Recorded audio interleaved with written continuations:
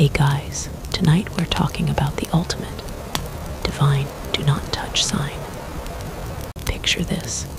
You're in a vast, quiet desert. The sun has just set, and in the middle of a massive camp, there's a tent. A very special tent. Inside that tent, behind a thick, heavy veil, is something that glows, something terrifying and beautiful, something that holds the very presence of the creator of the universe. It's a golden box, the Ark of the Covenant. And let's be blunt, if you or I, in our current state, just waltzed up and peeked under the lid, we probably wouldn't survive this. Not even close. We'd be a pile of smoking ash before our brains even registered the holy cow moment. So before you get comfortable, take a moment to like the video and subscribe. But only if you genuinely enjoy what I do here. As always, I love to see where you're all tuning in from. Go ahead and post your location and your local time in the comments. It's always a little magical to see this global family we've got. Now dim the lights. Maybe turn on a fan for that soft background hum. And let's ease into tonight's journey together. Part 1. Our story begins where so many good stories do. On a mountaintop, with one man looking very, very confused and probably a little terrified. The man, of course, is Moses. The mountain is Sinai. And it's not just any mountain at this point. It's the most dramatic place on earth. It's wrapped in smoke, it's quaking, there's thunder and lightning, and the sound of a trumpet is getting louder and louder. God is here. Moses has trekked up into this divine storm cloud to meet with the Almighty, to receive the law, the set of rules for how this new-formed nation of Israel is supposed to function without becoming a chaotic mess. He goes up expecting, well, the big stuff, the thou shalt nots, and he gets them etched into stone tablets by the finger of God himself. But then, after the main event, God doesn't just say, "All right, run along now." Instead, he pulls out the celestial equivalent of a set of architectural blueprints. He shifts from lawgiver to interior designer. And this is where we get the instructions for the ark. It's all laid out in the book of Exodus, chapter 25. God isn't vague. He is specific. He is meticulous.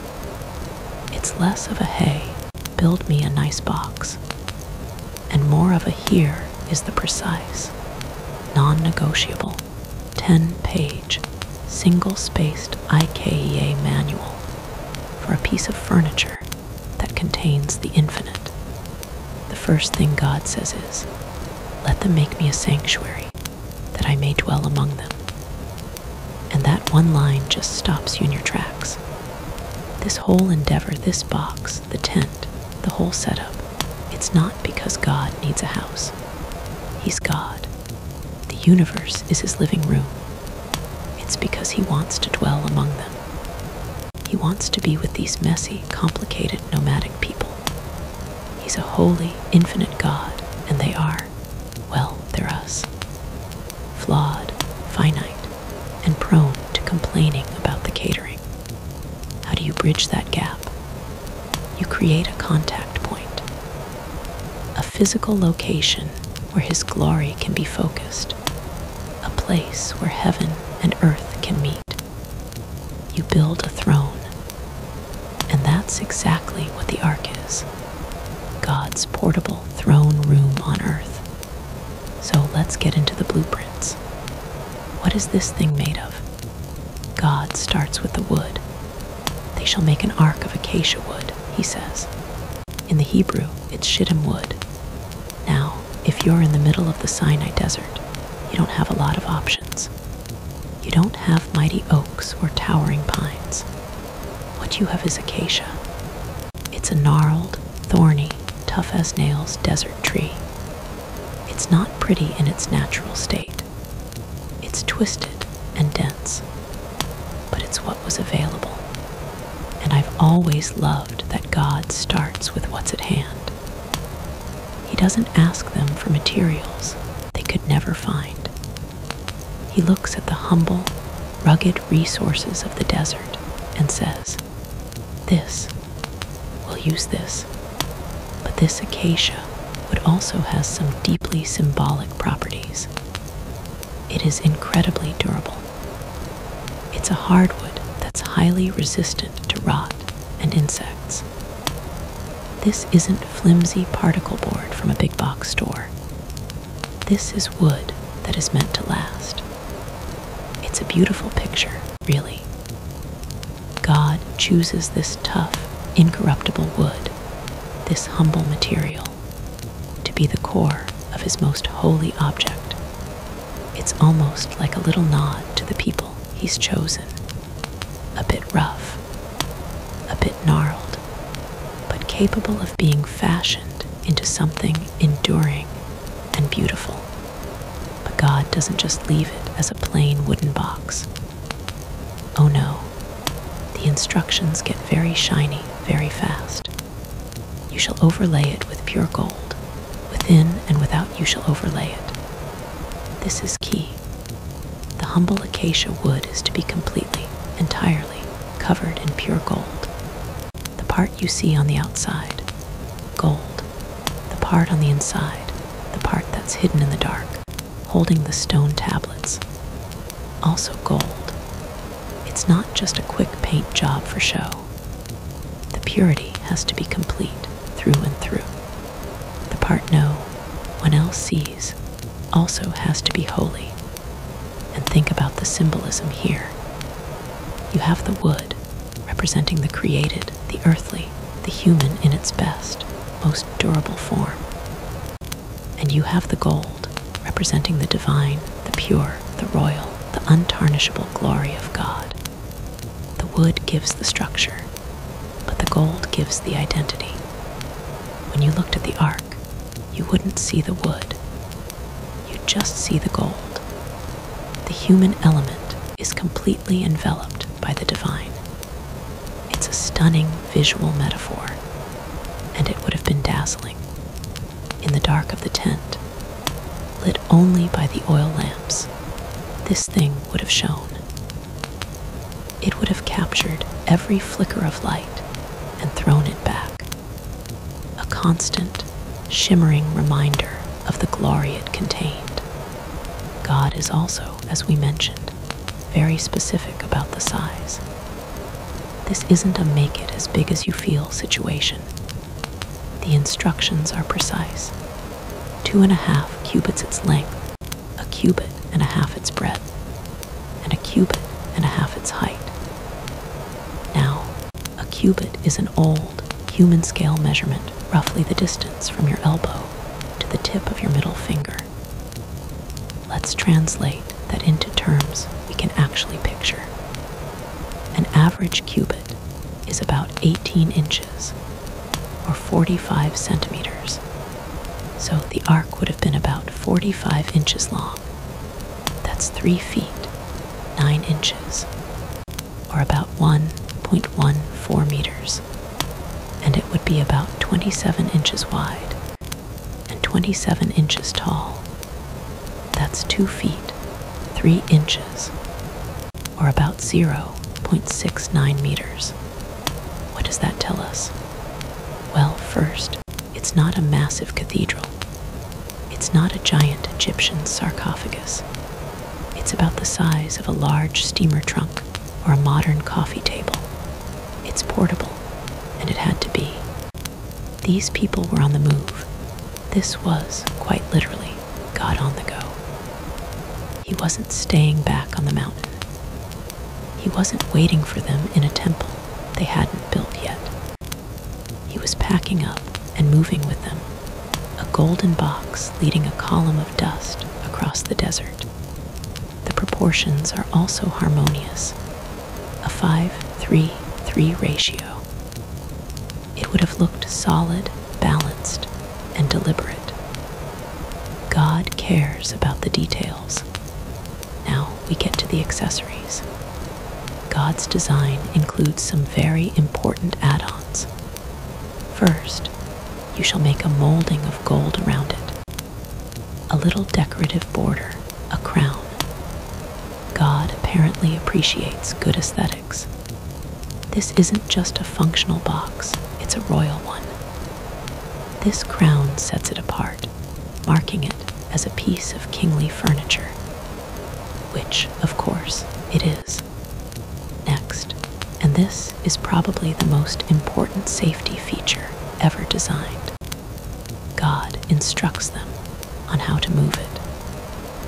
You shall cast 4 rings of gold for it, and put them on its 4 feet. And you shall make poles of acacia wood, and overlay them with gold.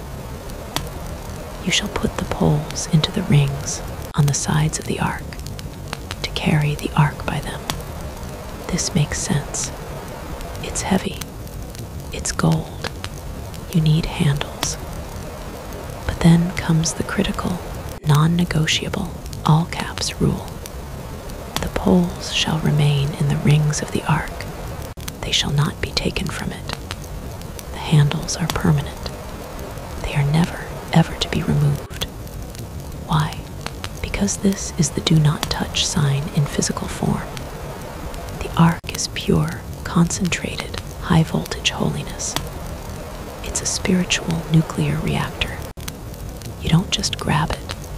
You don't get familiar with it. You don't touch it ever. The poles are the handles. They are the safety mechanism, the built-in buffer zone between human fallibility and divine perfection.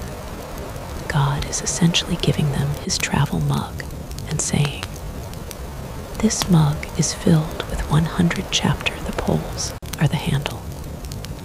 You don't grab the 10,000 degree mug itself, you use the handle. And to make sure you dummies don't forget and grab the hot part, we are going to superglue the handle in place. Forever. It's actually a mercy. This rule isn't to be arbitrary, it's to protect them. It's a constant visual reminder. I am holy. I am different. Approach me with care. As we'll see later in our journey, the one time someone forgets this rule, in a moment of well-intentioned panic, the consequences are immediate and devastating. This is not a prop. The danger is very, very real. The Levites from the family of Kohath, who were tasked with this job, must have had the most stressful moving day every day for 40 years. So we have the box, the crown, and the poles. But we haven't even gotten to the most important part, the lid. The box isn't just an empty container. It's a throne, and every throne needs a seat. God's instructions continue. You shall make a mercy seat of pure gold. Notice the difference. The box was acacia wood overlaid with gold.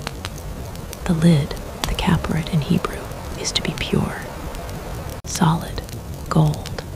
It's not gold-plated. It's a single, massive slab of the most precious material they have. It's to be the same length and width as the box, so it fits as a perfect, heavy, glistening top.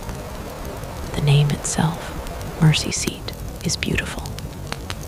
The Hebrew word is all about atonement or covering. This is the place where sin is covered.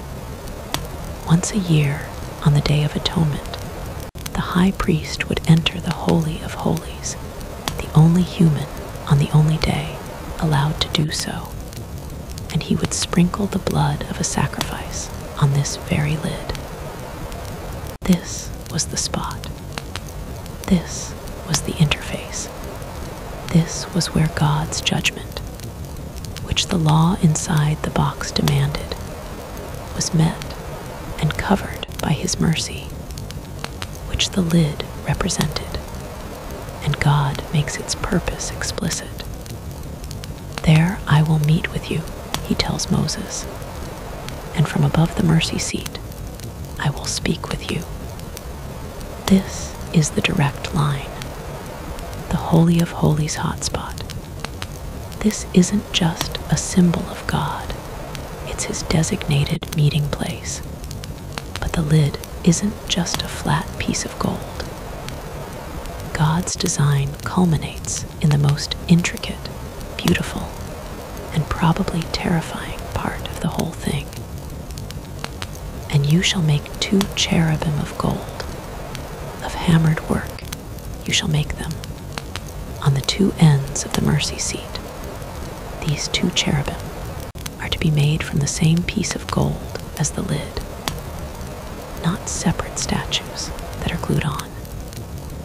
The craftsmen, later named as Bezalel and Oholiab, men specifically filled with the Spirit of God for this job, would have to take that solid slab of gold and with incredible, divinely inspired skill, hammer it out, beating the gold until it formed the shape of 2 angelic beings, one on each end, rising up seamlessly from the seat itself. Now, when we hear cherubim, most of us probably picture chubby, little rosy-cheeked bobbies with tiny wings, like something from a Renaissance painting. We need to get that image out of our heads right now. Those are putti, and they are not what's going on here. Cherubim in the Bible are something else entirely. They are powerful, awesome, spiritual beings. They are the ones who guarded the entrance to the Garden of Eden with a flaming sword. They are described in visions by Ezekiel as having 4 faces, multiple wings, and being covered in eyes. They are serious. They are holy. They are not cute. Here, their posture is described in detail. The cherubim shall stretch out their wings upward, overshadowing the mercy seat with their wings, their faces one to another. Toward the mercy seat their faces shall be. This is so profound. Think about the picture it creates. You have these 2 powerful angelic guardians, and their wings stretch up and over, creating a canopy of sorts, a protected space. And where are they looking? Not at each other, not out at the world. Their faces are turned downward, looking at the mercy seat. They are in a posture of permanent humility and awe. Even the highest angels don't look directly at the raw presence of God. They gaze in wonder at the place of mercy, and the space between their wings, the empty air just above the golden lid. That is the focal point. That is where the Shekinah glory, the visible, tangible presence of God, would dwell. When God showed up, he would be enthroned invisibly between the cherubim. So we have the box, we have the lid. Finally, what goes in it? God tells Moses, "And you shall put into the ark the testimony that I shall give you." The testimony, of course, is the 2 stone tablets, the 10 commandments, the covenant. Think about that. The box is God's throne. And what is the foundation of his throne?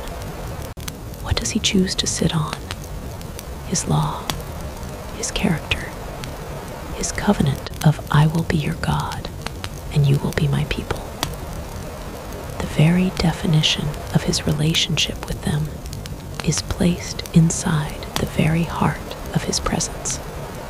Later on, We learn this from a little hint in the New Testament, in the book of Hebrews. 2 other items apparently got tossed in there for safekeeping. A golden pot filled with manna, the miraculous bread God provided in the desert, and Aaron's rod, the dead stick that miraculously budded with almond blossoms, proving his God-given authority as high priest. So this holy chest becomes a kind of national hope chest. It contains the law, God's rules, the manna, God's provision, and the rod, God's authority. It's a box of memories, a summary of their entire story with God in the wilderness. So there it is. The blueprint is complete. It is a coffee table-sized wonder, a box of humble but incorruptible desert wood, covered inside and out with pure, shimmering gold. It's a royal throne marked with a crown. It's a dangerous object with permanent handles that scream, "Do not touch." It has a solid gold lid, a place of atonement where judgment is covered by mercy.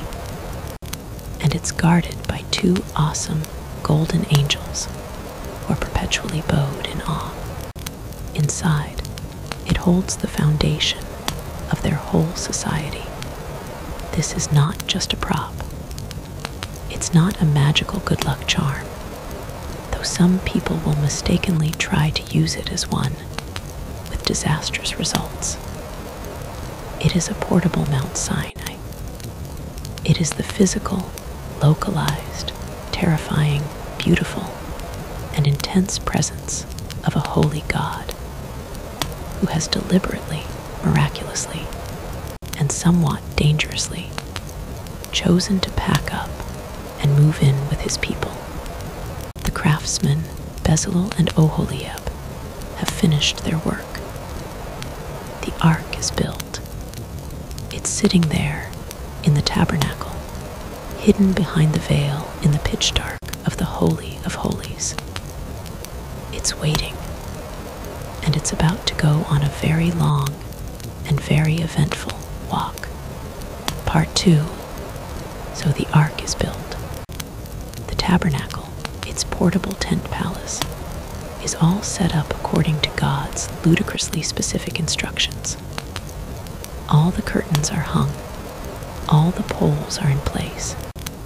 And then, as the grand finale of all this work, Moses anoints everything, setting it apart as holy. The moment it's all finished, a cloud descends and covers the tent. And the text says the glory of the Lord, the Shekinah, this visible, tangible, heavy presence of God, filled the tabernacle. It was so intense, so thick, that even Moses couldn't go in. It was like the grand opening of a new nuclear reactor, and the core had just gone critical. God had moved in. The divine on switch had been flipped, and this set the pattern for the next 40 years. 40 long, dusty, complaint-filled years of wandering in the wilderness of Sinai. This is where the ark goes from being a stationary object in a tent to being the wilderness wanderer. It becomes the nation's compass, its general, and its most terrifying asset. You see, the Israelites didn't have a map.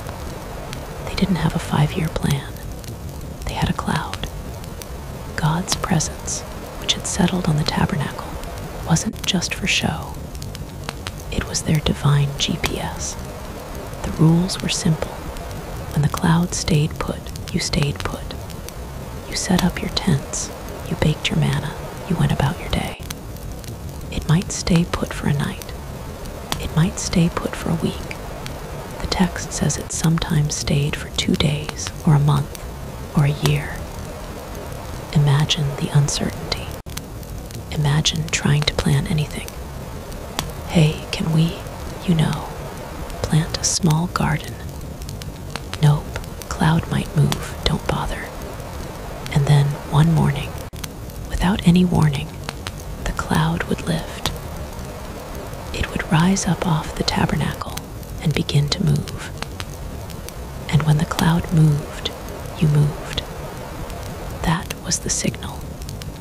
Trumpets would sound, and the most organized, most stressful packing up operation in history would begin. This is where the ark truly came into its own. The cloud was the general direction, but the ark was the vanguard. The book of Numbers tells us that the Ark of the Covenant would set out ahead of them to seek out a resting place for them.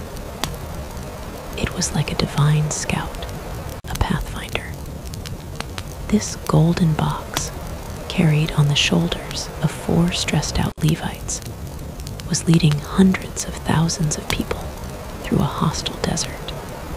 But let's talk about that moving process.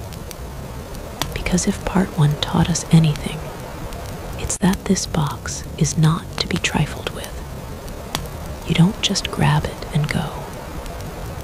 Numbers chapter 4 gives us the holy packing up procedure.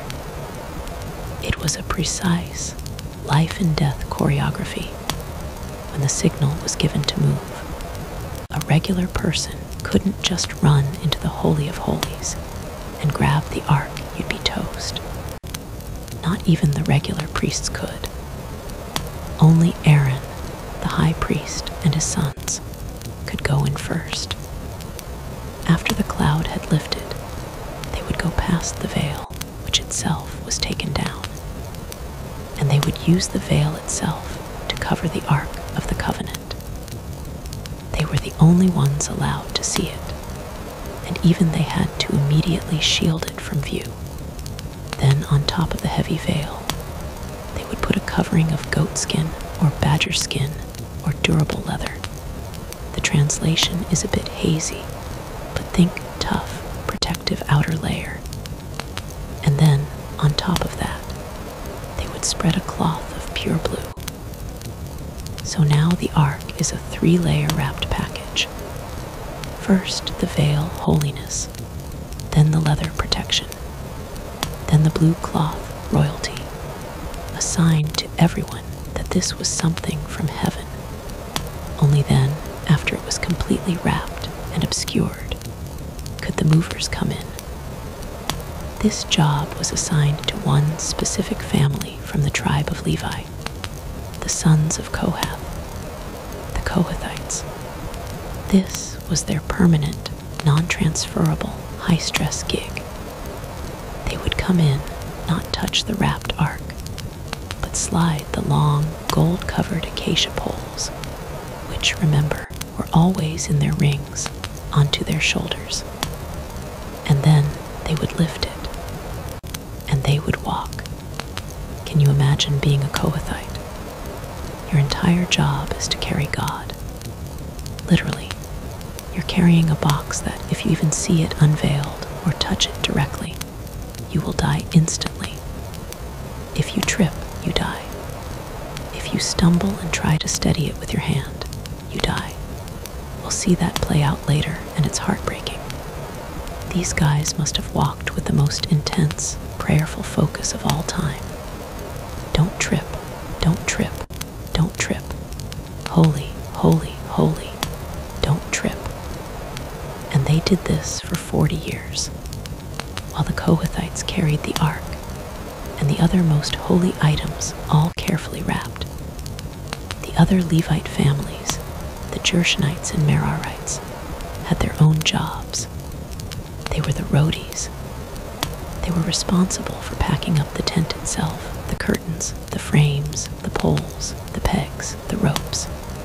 They got wagons. The Kohathites carrying the ark, no wagons. God's throne was not to be jostled around on a cart. It was to be carried respectfully, personally, on their shoulders. So this procession would set out, and whenever it moved, Moses had a very specific send-off and welcome home speech. We get it in Numbers 10. When the ark set out, Moses would cry out, "Rise up, O Lord, and let your enemies be scattered, and let those who hate you flee before you." This is intense. This is not a "well, have a nice walk" prayer. This is a war cry. Moses wasn't just seeing a box being moved. He was seeing his God, his king, rising from his throne to go into battle. The ark, in this context, is a weapon. It's a divine presence WMD. Its very movement is an act of spiritual warfare, scattering the enemies of God, whether that's hostile tribes, spiritual darkness, or just the barrenness of the desert.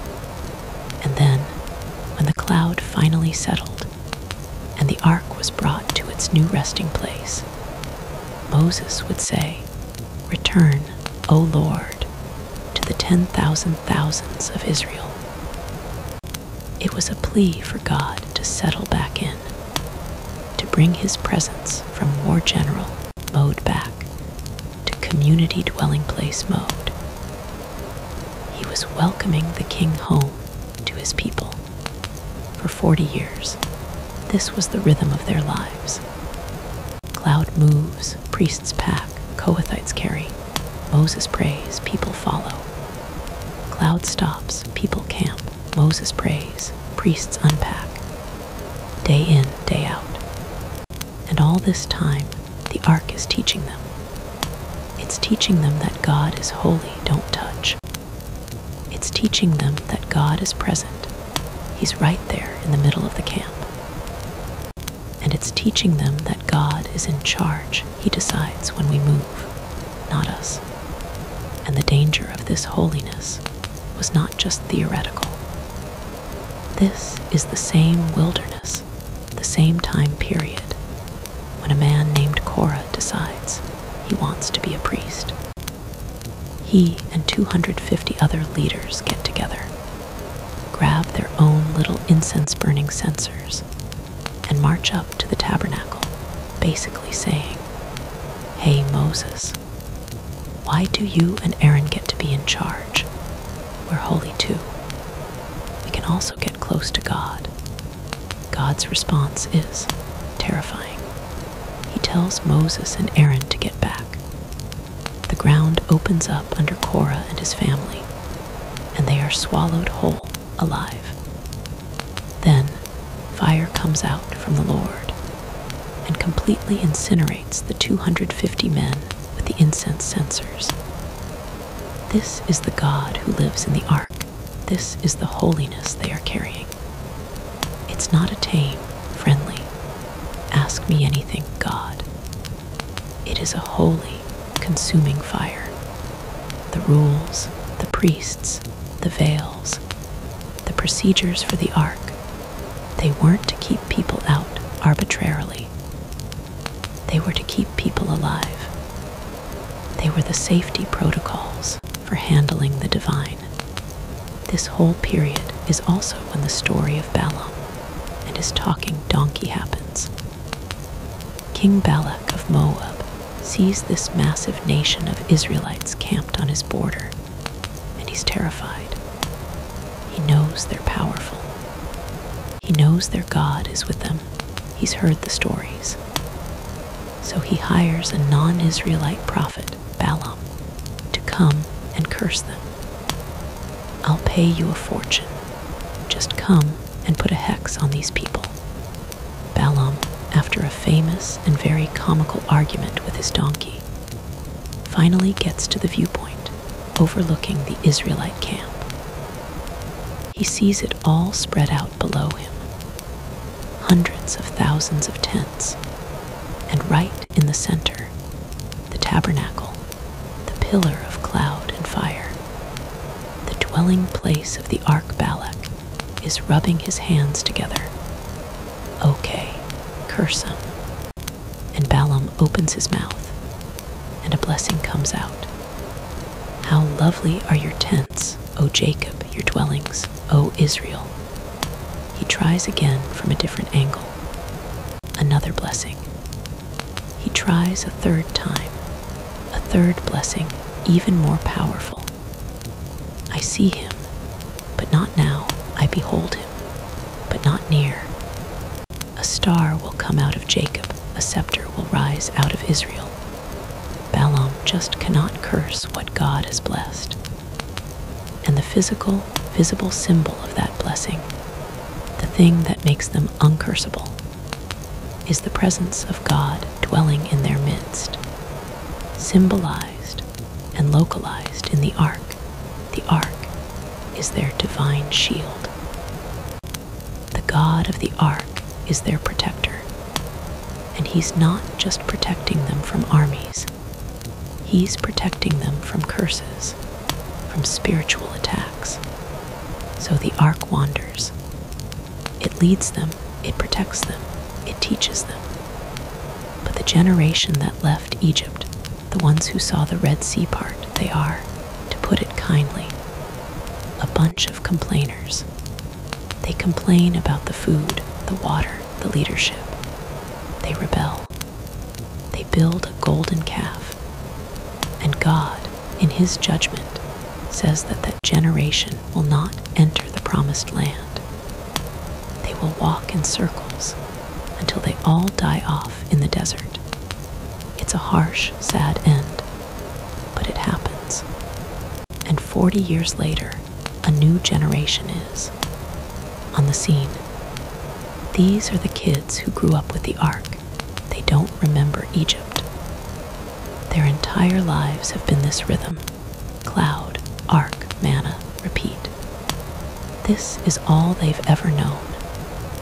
And now they are standing on the banks of the Jordan River. Moses, their great leader, has just died. He's given his final speeches, the whole book of Deuteronomy, and he's passed the torch to his protege, Joshua. In front of them is the promised land, the land of milk and honey. In between them and the land is the Jordan River, and it's not a gentle, babbling brook. The book of Joshua makes a special point to tell us that it was at flood stage all during harvest. This is a raging, muddy, overflowing, 1,000-yard wide torrent of water. It is a completely impassable military barrier. There's no way across. This is the new generation's first test, and it's a big one. Joshua, the new leader, steps up. And the first thing he does is turn to the ark God gives him the plan. It's another one of those, are you sure, kind of plans. Joshua tells the people, sanctify yourselves, for tomorrow the Lord will do wonders among you. Then he turns to the priests, the new generation of Kohathites. Take up the ark of the covenant and pass on before the people. The plan is this: the priests carrying the ark are to walk first, not the army, not the scouts. The ark leads the way, and they are to walk straight into the raging, flooded river. I want you to just put yourself in the sandals of one of those priests.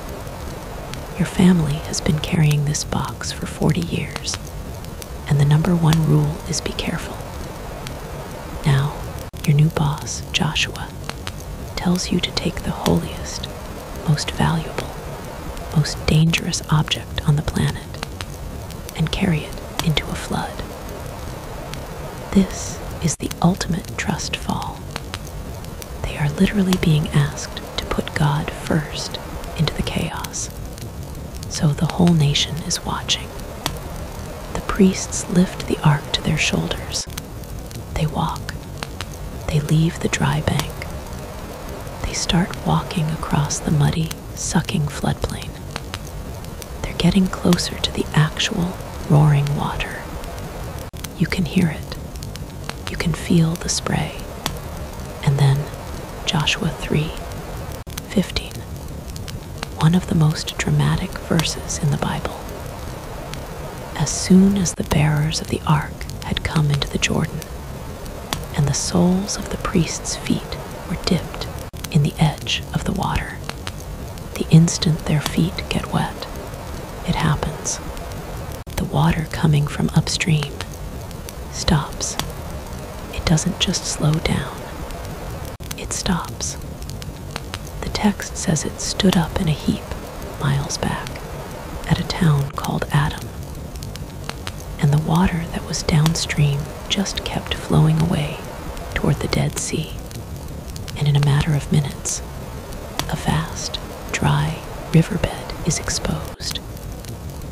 A highway opens up right through the middle of the river. Now, here's the part that gets me. The priests don't just run across to the other side. Joshua commands them, "Go stand in the middle of the Jordan." So, these priests, carrying the ark, walk out to the very center of the empty riverbed, and they stop, and they stand there. They become the linchpin of the whole miracle. They stand there on dry ground in the middle of the river, while the entire nation of Israel, hundreds of thousands of people, their children, their livestock, their wagons, walks past them. The ark of God is literally holding back the flood. Its presence is the thing keeping the walls of water from collapsing.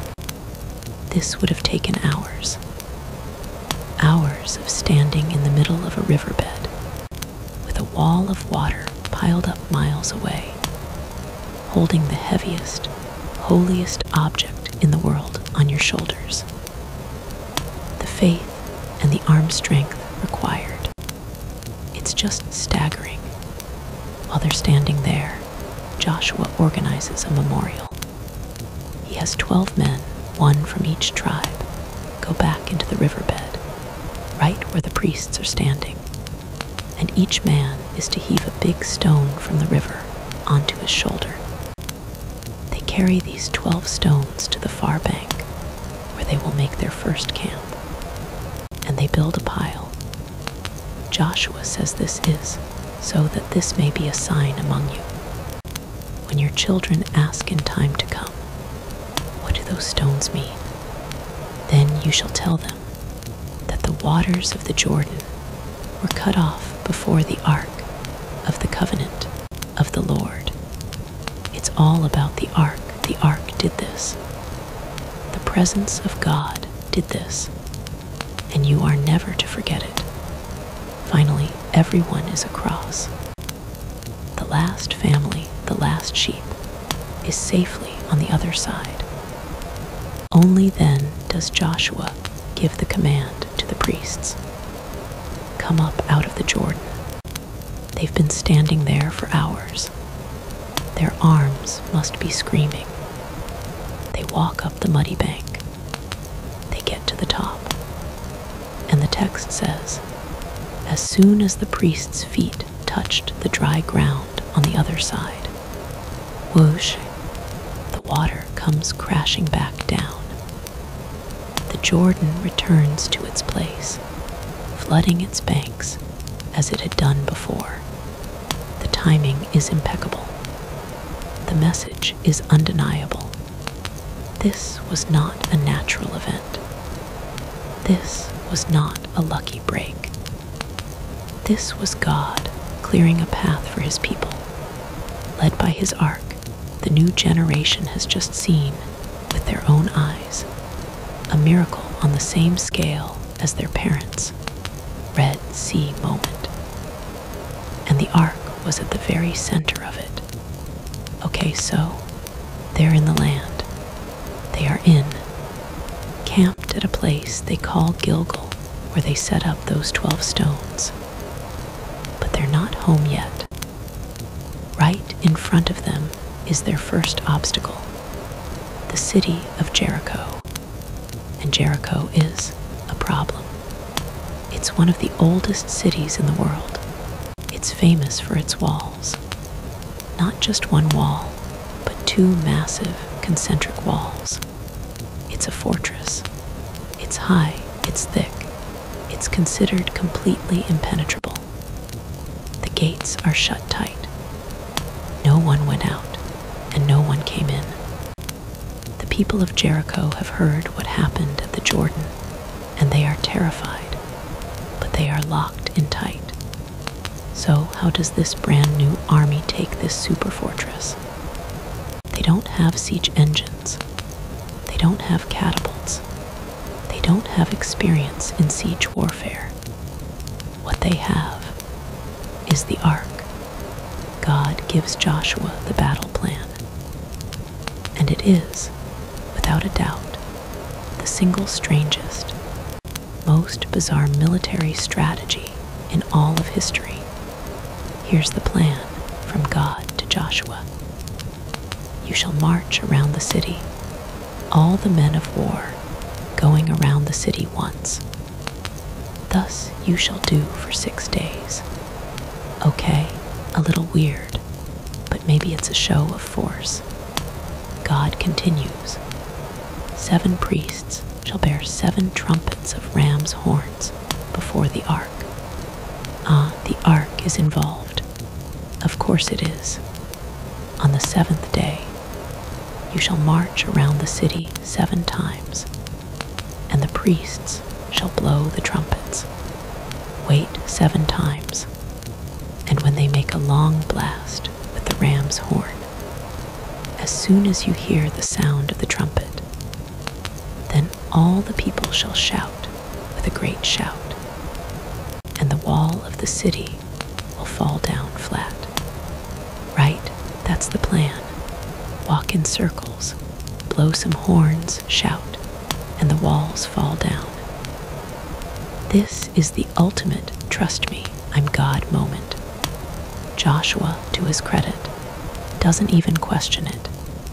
He just relays the orders, and the people, they do it. So the very next day, the procession forms up. It's a precise order. First, a contingent of armed soldiers, a vanguard. Second, the 7 priests with the 7 rams' horn, trumpets, the shofars. Third, the priests carrying the ark of the covenant. Fourth, a rear guard of more soldiers. The ark is in the middle. It is the army's heavy artillery. God himself is the one leading this parade. And so they walk. Day 1. They get up, form the line, and walk. 1 lap around the city. The only sound is the tramp, tramp, tramp of feet, and the blat, blat, blat of the 7 trumpets. God gave a strict command. You shall not shout or make your voice heard. Neither shall any word go out of your mouth until the day I tell you to shout. Then you shall shout. A silent parade. Imagine you're a guard on the wall of Jericho. You see this army approach. You brace for an attack, and they just walk once around, and then they go back to their camp. You'd be confused. What was that? A warm-up. Did they forget their ladders? Day 2, same thing. Vanguard, trumpets, ark, rearguard. Tramp, tramp, tramp. Blat, blat, blat, 1 lap. Back to camp. The people on the wall are getting a little unnerved now. Okay, this is weird. Are they mocking us? Day 3. Same tramp, tramp, tramp. Blat, blat, blat, 1 lap. Day 4, same. Day 5, same. Day 6, same. By the end of day 6, the psychological warfare must have been immense. The people in Jericho are trapped, watching this relentless, silent, holy parade with that weird golden box. Circle them once a day, every day. The tension must have been unbearable. This is not how war works. This is something else. Then comes day 7. On the 7th day, they get up early. At the dawn of the day, they form the procession. Vanguard, trumpets, arc, rear guard. And they start walking. One lap, blat, blat, blat. They don't stop. 2 laps, blat, blat, blat. 3 laps, 4, 5, 6. This is taking hours. The sun is high. They're getting tired. The priest's lips must be numb. 7 laps. They complete the 7th circuit. The entire procession comes to a halt. Silence. A whole city, a whole army, holding its breath. Then the priests, as one, raise their horns and let out one long, sustained blast. And Joshua gives the command. The one word they've been waiting for 7 days. Shout, for the Lord has given you the city. And the entire army of Israel, hundreds of thousands of men, let out a single, unified, massive war cry. And in that instant, the Bible says, the wall fell down flat. Some translations say, it fell down in its place. It didn't just get a hole. It didn't topple over. It collapsed. It just fell straight down. It turned the impenetrable defense into a smoking ramp of rubble. And the Israelite army, just as God said, charged straight in, every man straight before him. And they took the city, the very first battle in the Promised Land, the very first victory. And it was won without a single sword touching the wall. It was won by obedience. It was won by patience. And it was won by the presence of God, symbolized by the ark, marching in their midst. The ark has now proven itself. It's not just a holy box for a tent. It's a pathfinder that led them through the wilderness. It's a miracle worker that parted a flooded river. And it's a silent general that brought down an impossible fortress. It has led the people of Israel out of the wandering and into the land. The ark, it seems, has finally come home. Or has it? Finding a permanent resting place for God's throne is going to prove to be the next great and far more chaotic adventure.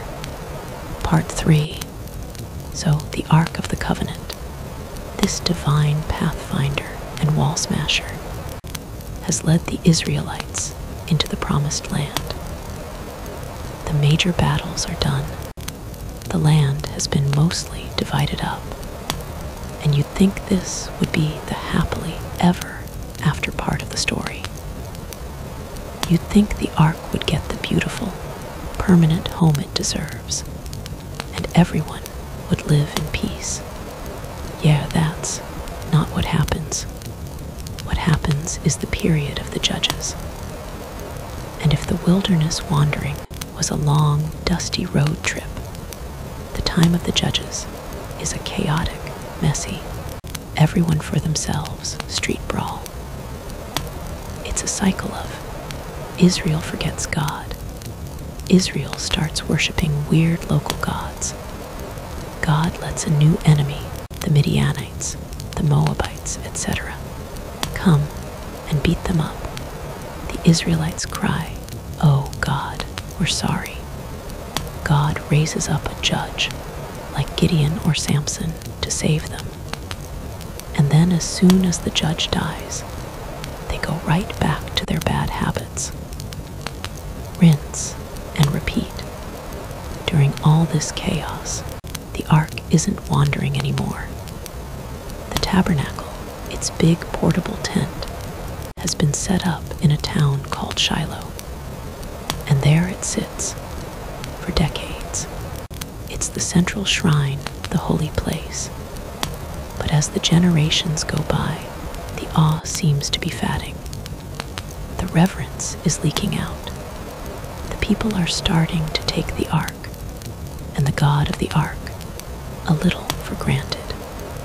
And this brings us to one of the darkest, and honestly, most bizarre chapters in the ark's entire history. The priesthood at Shiloh is now in the hands of a man named Eli. He's the high priest. He's old, he's tired, he's blind, and he's a, let's just say, permissive parent. His two sons, Hophni and Phinehas, are also priests. And they are, to use the Bible's very blunt term, worthless men. They did not know the Lord. They're supposed to be God's holy representatives. But they're running the tabernacle like a mob-controlled casino.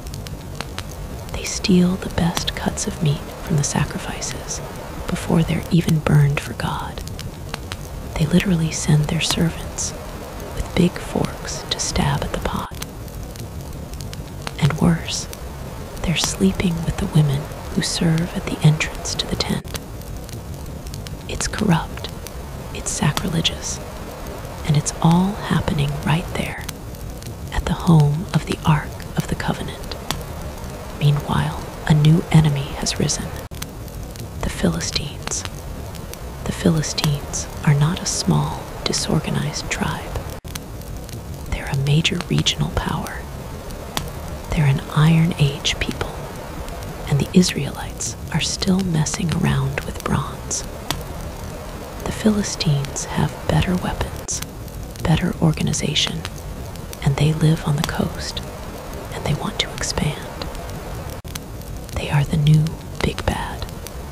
This all comes to a head in the book of 1 Samuel, chapter 4. The Israelite army decides to go and pick a fight with the Philistines. They set up camp at a place called Ebenezer. The Philistines set up at Aphek. The battle is joined, and the Israelites get demolished, just completely routed. They lose about 4,000 men and go limping back to their camp, stunned and confused. And this is where the bright idea happens. Back at the camp, the elders of Israel are sitting around, scratching their heads. Why? Why did the Lord let us get beaten today? And some guy, we don't know who, says, I know. Let's go get the Ark of the Covenant of the Lord from Shiloh and bring it here to the camp. Let it come among us, and it will save us from the hand of our enemies. Now, just pause on that. Listen to the wording.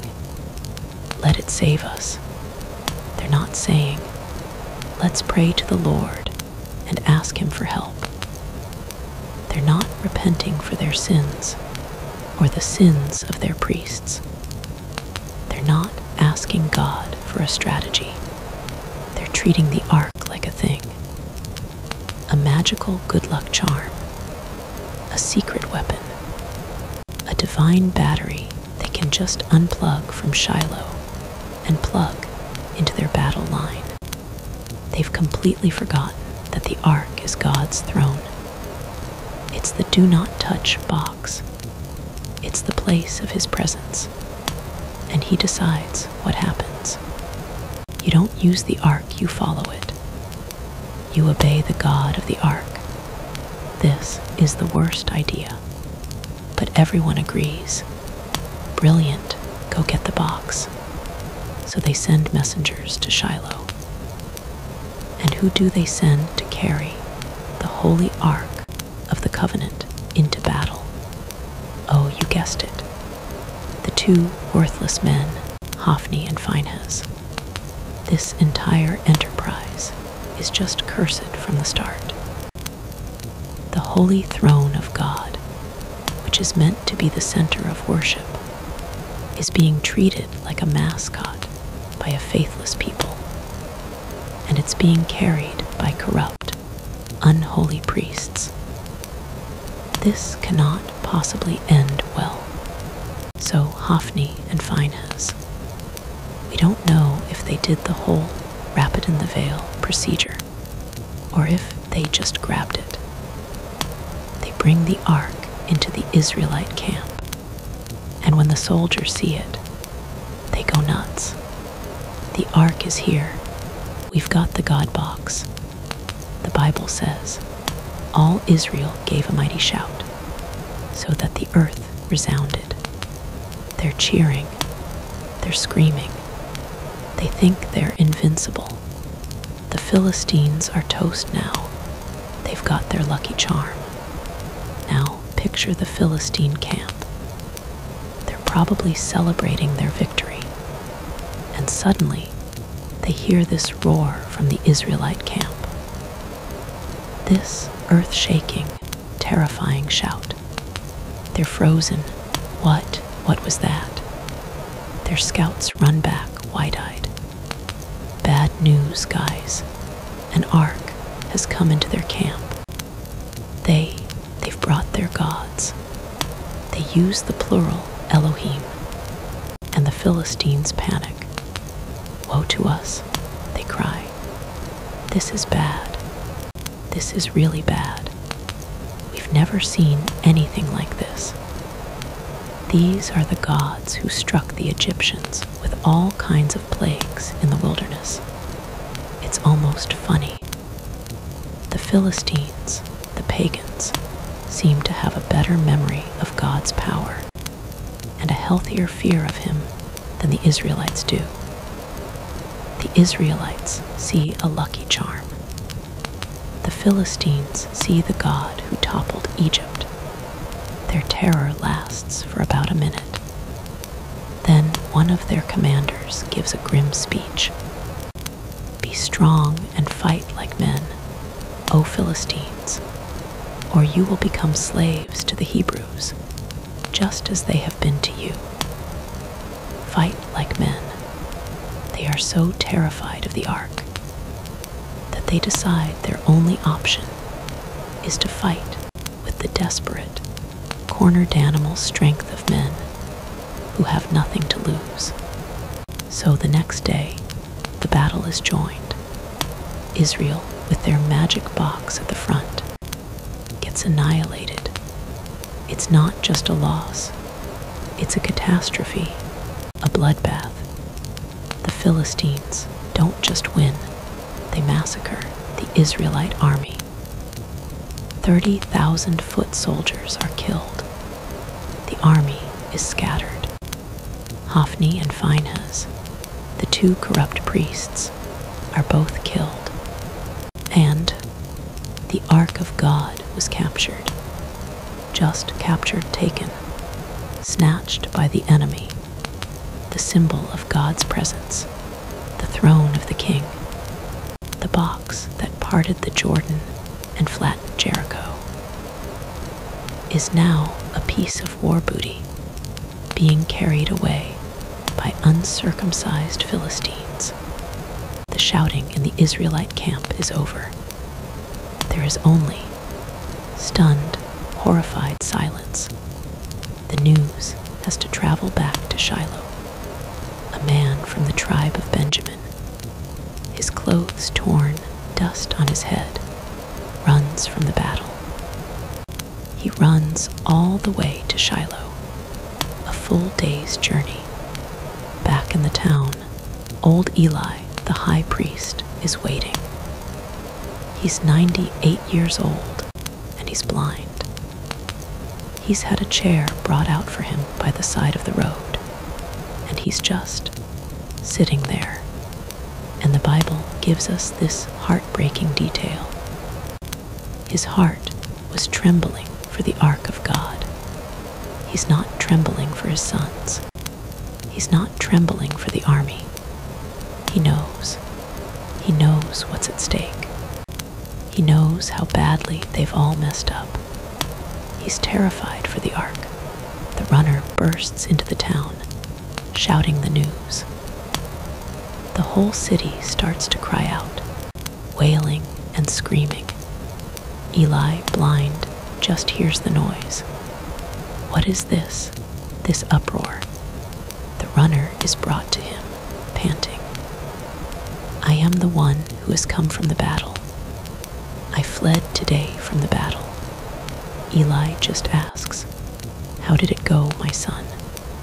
And the runner lays it out, one sledgehammer blow after another. Israel has fled before the Philistines. Okay, there has also been a great slaughter among the people. Go on.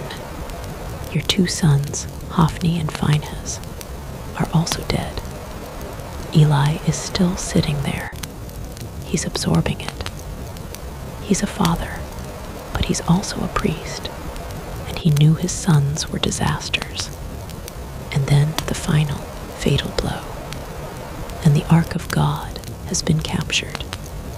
The second those words hit his ears, as soon as he mentioned the Ark of God, Eli, this heavy, 98-year-old man, just falls. He falls backward off his high seat by the gate. And the fall, his neck was broken and he died. The news that the ark was gone is what literally kills him. The shock, the horror, the shame. It just stops his heart and breaks his neck. The tragedy isn't over. At that exact moment, Eli's daughter-in-law, the wife of Phinehas, is in the house. She's pregnant, full term, when she hears the screaming, and then hears the report. The Ark of God is captured, and your father-in-law is dead, and your husband is dead. The shock sends her into immediate, violent labor. She's dying, but she gives birth to a son. The women around her are trying to cheer her up. Don't be afraid. You've given birth to a son. But she's fatting.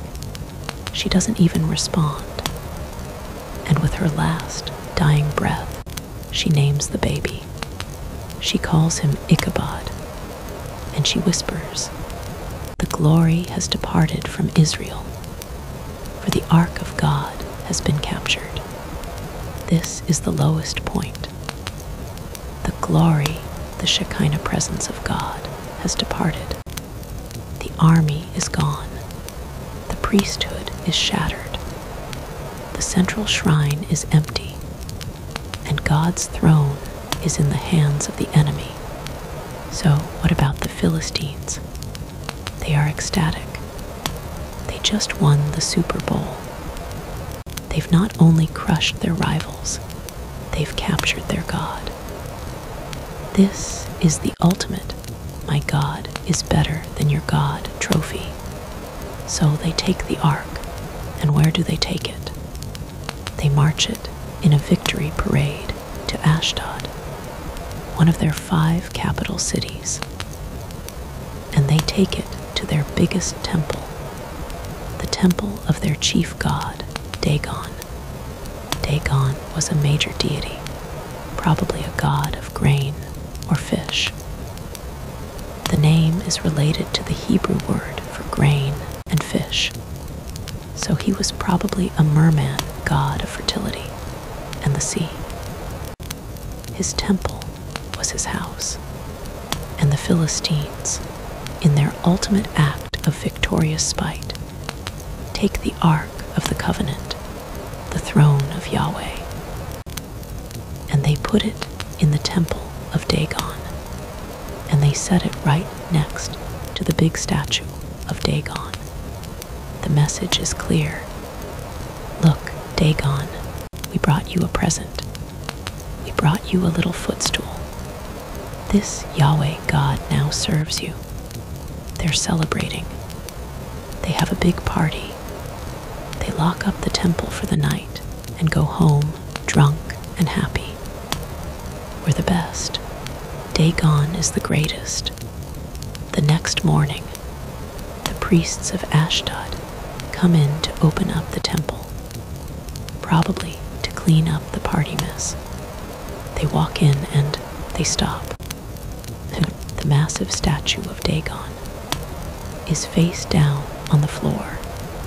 It has fallen, flat on its face, in front of the Ark of the Covenant. It's in a perfect, we're not worthy posture of bowing. This is awkward.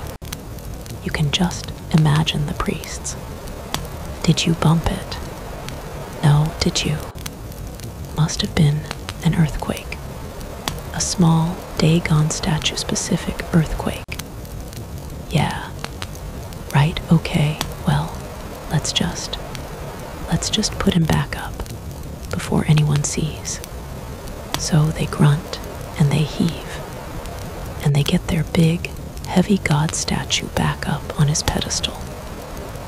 They prop him up, dust him off, and pretend nothing happened. They lock up the temple and go home, probably trying very, very hard not to talk about it. The next morning, the priests come back. They are not prepared. They walk in. It's worse. It is so much worse. Dagon is on the floor again, face down, bowing before the ark. But this time, God has finished the job. The statue's head and both of its hands have been snapped clean off. They're lying like little discarded doll parts on the temple's threshold. All that's left on the pedestal is the stump of Dagon, the fishy part, the torso. God didn't just tip Dagon over this time. He humiliated him. He disarmed him, literally. He decapitated him. The message is unmistakable. There is no coexist sticker here. Your God is a broken, headless, handless stump of wood. I am God. The Ark of the Covenant doesn't need an army.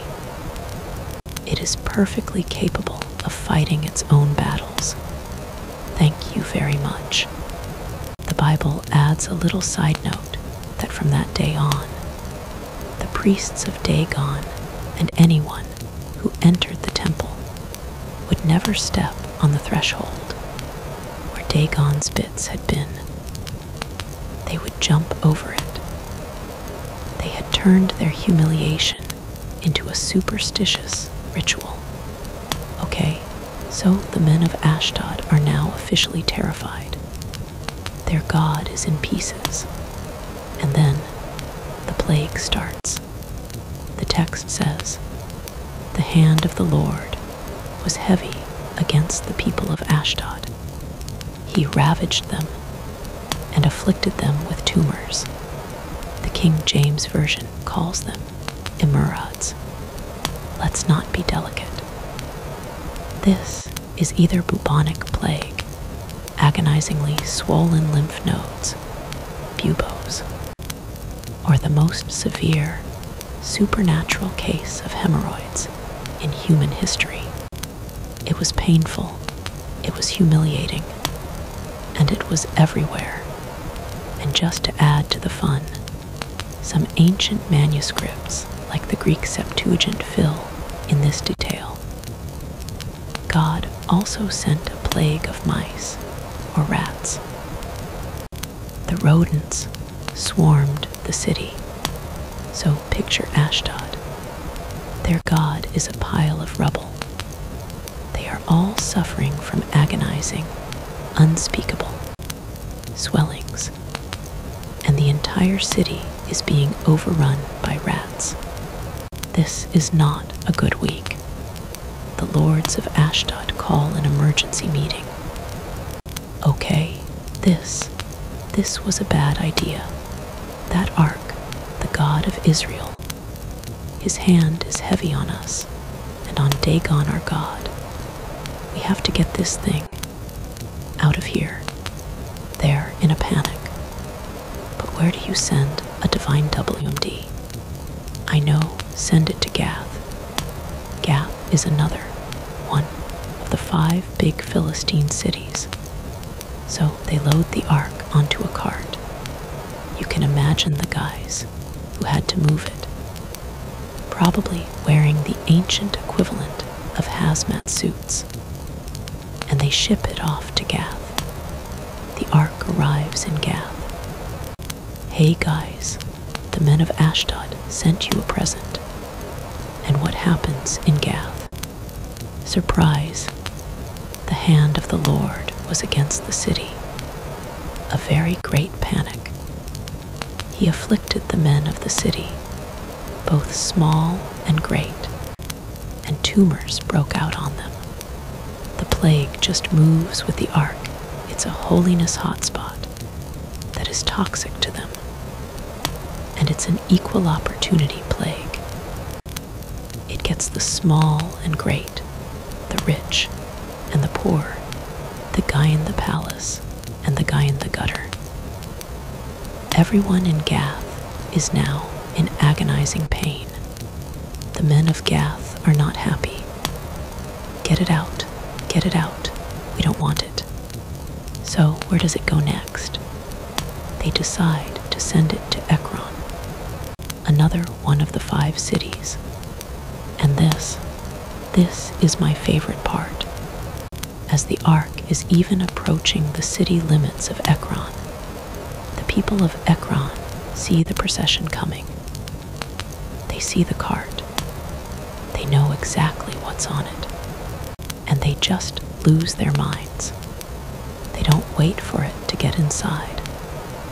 They run out into the streets, shrieking, "No, no, no. They have brought the ark of the God of Israel to us to kill us and our people. Don't let it in. Take it back." The Ekronites are the first ones to be smart about this. They've heard the reports from Ashdod, Dagon tipping, tumors, rats. They've heard the reports from Gath, tumors, panic. And they are not signing up for this. Their cry, the Bible says, went up to heaven, but it's too late. The ark is there, and the plague hits Ekron. There was a deadly panic throughout the whole city. The men who did not die were struck with tumors. So to recap, in the space of a few months, the ark of God, captured and powerless, has single-handedly, 1. Disassembled the chief god of the Philistine Empire, 2. Brought 3 of the 5 capital cities to their knees with plague, panic, and rodents, 3. Done all of this without a single Israelite soldier lifting a finger. The Philistines are broken. The ark has won. This holy chest is not a trophy. It is a hot potato. It is a ticking time bomb of holiness. And the Philistines just want it gone. It has now been 7 months. 7 long, agonizing, rat-filled, tumor-swollen months. The lords of the Philistines call another summit. This time, they bring in everyone. Their priests, their diviners, their smart guys. The question is not if we send it back. The question is, how do we get this thing out of our country without dying? The priests and diviners have a plan. It's a fascinating, pagan, let's try anything plan. Okay, first, you cannot just send it back empty. You've offended this god badly. You have to send a guilt offering to show you're sorry. The lords are like, a guilt offering? Like what? does he want? Well, the priests say, what's the problem? You've got 5 main cities, right?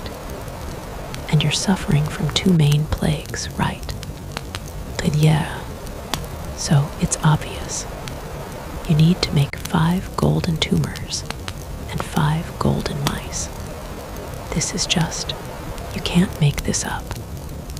They are literally commissioning their finest goldsmiths to make little, beautiful, 18-karat gold models of their plagues.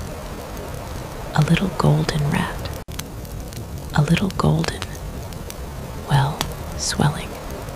It's a desperate, superstitious, but also kind of logical attempt to say, we get it. We see what you did. Here's a model of the thing you did. Please stop doing it. Give glory to the God of Israel, the priests say. Maybe he'll lighten up on you. But the Philistine lords are still a bit skeptical. How do we know this was really his hand? What if it was all just a coincidence? A really, really, really bad 7 months?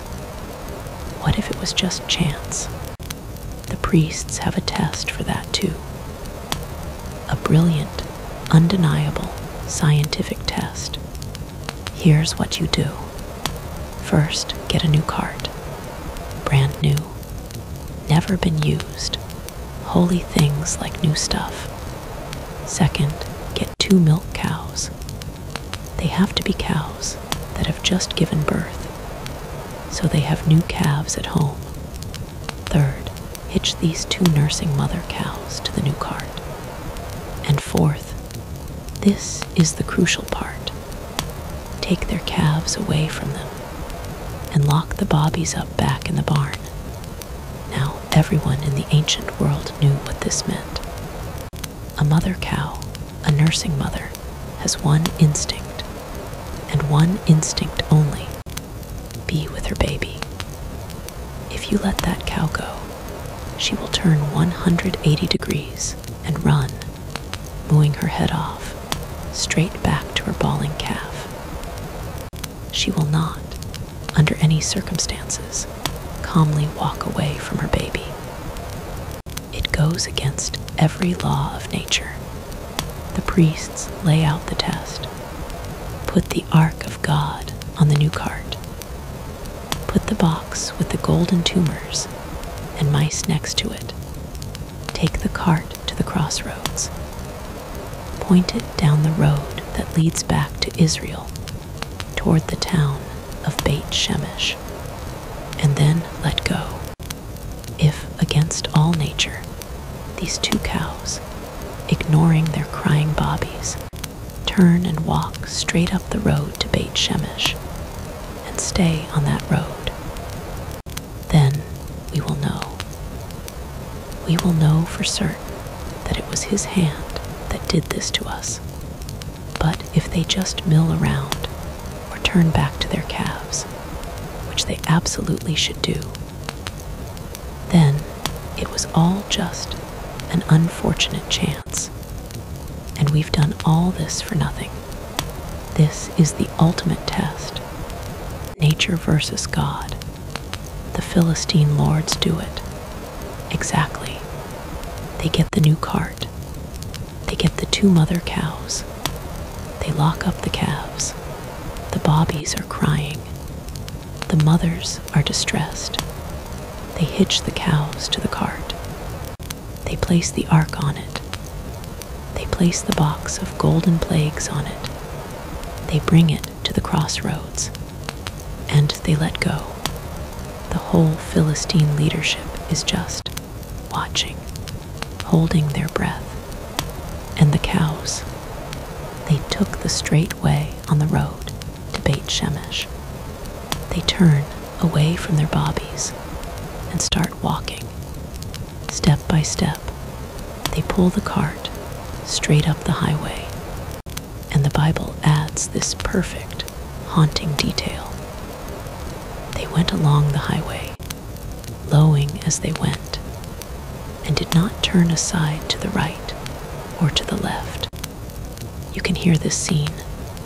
The cows are not happy. They are mooing in protest. They are crying for their bobbies. Moo. Their every instinct is screaming, "Go back." Wrong way. And yet, some invisible, divine power is compelling them forward, forcing them step by step against their own nature to walk this holy, terrible box back home. Moo. Step. Moo. Step. And the Philistine lords, they're not just taking their word for it.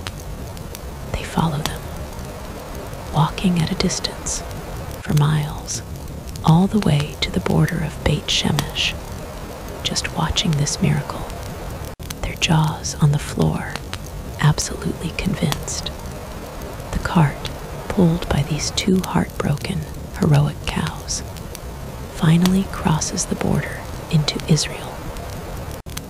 It comes to a stop in the field of a man named Joshua, a different Joshua, right next to a great stone. The Israelites of Beit Shemesh are out in the field, harvesting their wheat. They look up. They see a cart. They see the ark, the one they lost, the one that meant Ichabod, the glory. It's back. The whole field just erupts in joy. People are shouting, weeping, celebrating. The Levites who live in the town come running. They see the ark. They see the great stone. They know what to do. They take the new cart, and in a burst of grateful worship, they chop it up for firewood, and they take the two cows, the ones who lowed as they went, and they sacrifice them as a burnt offering to the Lord, right there on the great stone. A fitting, if slightly grim, end to their miraculous journey. The Philistine lords, watching from the hill, see this. They see the Israelites they see the sacrifice. Their test is complete. They just turn around and walk home. Wordlessly, it seems like a perfect, happy ending, right? The ark is back. The Philistines are defeated. The cows are, well, barbecued. But there's one last, terrible lesson. The people of Beit Shemesh are celebrating. They're so happy. They're so relieved. And they get familiar. They're farmers, not high-level priests. They're excited. They're curious. They've heard stories, but now it's here. And some of them looked into the ark of the Lord. Maybe they crowded around it, touching it. Maybe, in their giddy celebration, one of them said, "Hey, let's peek under the lid." They forgot. They forgot the poles. They forgot the do not touch rule. They forgot the holiness. They forgot that this is the same God who just devastated 3 cities. He's not a tame lion. And the God who is holy in Philistia is also holy in Israel. His nature doesn't change just because he's crossed the border. The text says, "The Lord struck down 70 men of Beit Shemesh because they had looked into the ark of the Lord." The number is a bit debated in the manuscripts, but the point is the same. A lot of people died.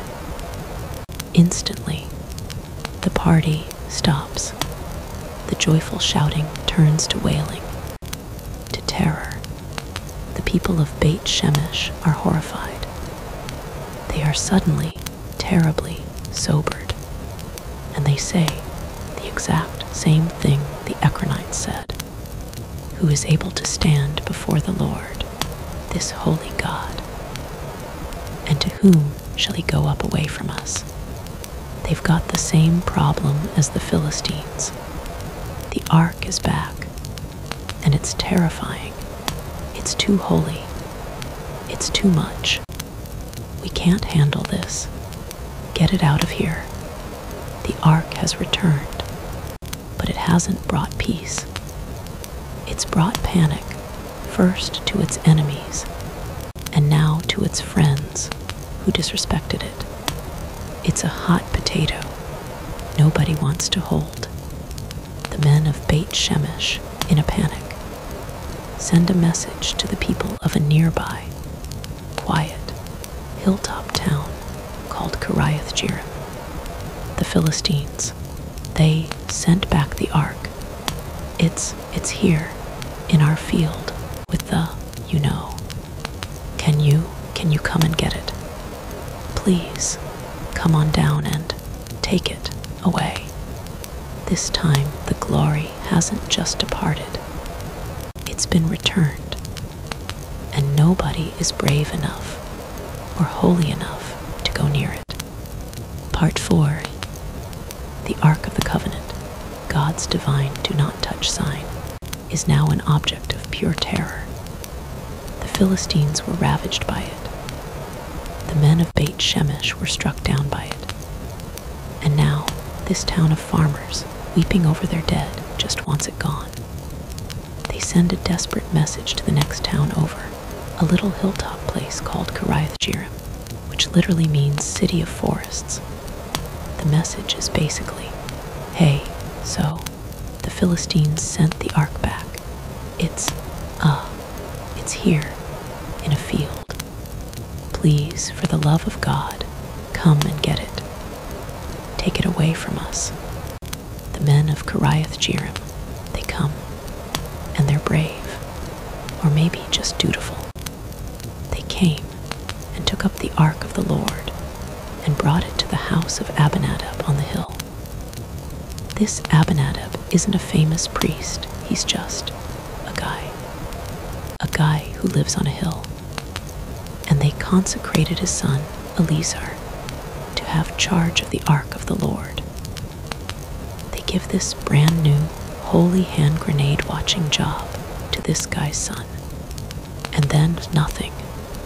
The ark, the thundering, wall toppling, river parting, plague sending, God smashing presence of God just sits. It sits in Abinadab's house, on a hill, in a quiet backwater town. The tabernacle, its old tent home, is still floating around its over in a town called Nob, and later in Jibon. The priests are still doing their thing, sacrificing on the bronze altar. But the heart of the whole system, the Holy of Holies, is empty. The ark is over here in a farmhouse, and it's not for a week. It's not for a month. The Bible gives us an astounding number. From the day that the ark remained at Kiriath-Jearim, the time was long, for it was 20 years. 20 years. A whole generation grows up. Samuel, the last of the judges, anoints Israel's first king, a tall, handsome, but deeply flawed man named Saul. Saul rises.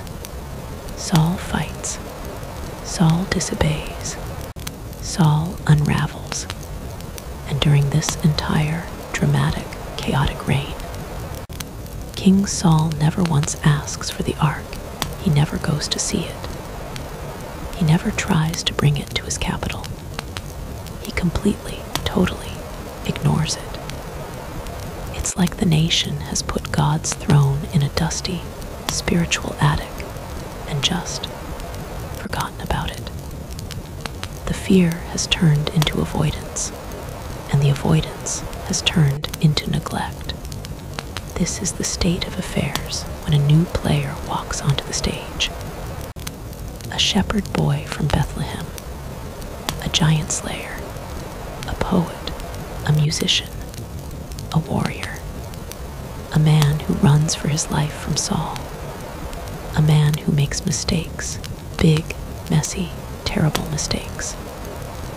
But he is a man who, above all, is described with one incredible phrase: a man after God's own heart. His name, of course, is David. David, after years of running, after Saul's tragic death, is finally made king. First over his own tribe of Judah, and then over the entire united nation of Israel. And one of the first things he does as king is a brilliant military and political move. He attacks a city that no one has been able to conquer, a fortress on a hill surrounded by valleys that belonged to a tough tribe called the Jebusites. The city was called Jebus. David takes it. He conquers this unconquerable fortress, and he renames it. He calls it the City of David. We call it Jerusalem. He's got his capital. It's new. It's neutral. It's centrally located. It's militarily perfect. It's his. But David knows it's not just a political capital. If this is going to be the heart of Israel, it needs a spiritual heart. He knows that his throne, his new palace of cedar, is meaningless if God's throne is still sitting in a dusty farmhouse on a hill. David is not like Saul. David misses God's presence. He wants it. He craves it. He writes about it in his Psalms. One thing I ask of the Lord, this is what I seek, that I may dwell in the house of the Lord all the days of my life. So David makes a decision. We're bringing the ark home. This is where the story gets so human, so messy, and so real. David is excited. He is genuinely, passionately thrilled to be the one to bring God's presence into his new city. He wants to throw the biggest, best welcome home party in Israel's history. So he gathers all the chosen men of Israel, 30,000 of them. He's getting the army. This is a state occasion. And he and all these people go up to Kiriath Jearim, which is also called Bala, to bring up from there the ark of God, which is called by the name of the Lord of hosts, who is enthroned on the cherubim. He knows what it is. He's got the right passion. What he doesn't have is the right procedure. He's been king. He's been a warrior. He's been thinking about logistics. How do you move a big, heavy, golden box? Well, what was the last report? How did the Philistines move it? Oh, right. They put it on a new cart. And that makes sense, right? It's new.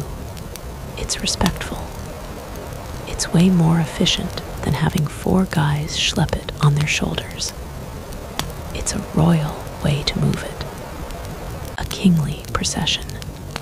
So David commissions a brand new cart, and they set the ark of God on a new cart and brought it out of the house of Abinadab, which was on the hill. And who is driving this new cart? Uzzah and Ahio, the sons of Abinadab. For 20 years, their family has been the guardians of the ark. It's been in their house. Uzzah and Ahio probably grew up with it. They might have been the ones who dusted it. It was their family heirloom.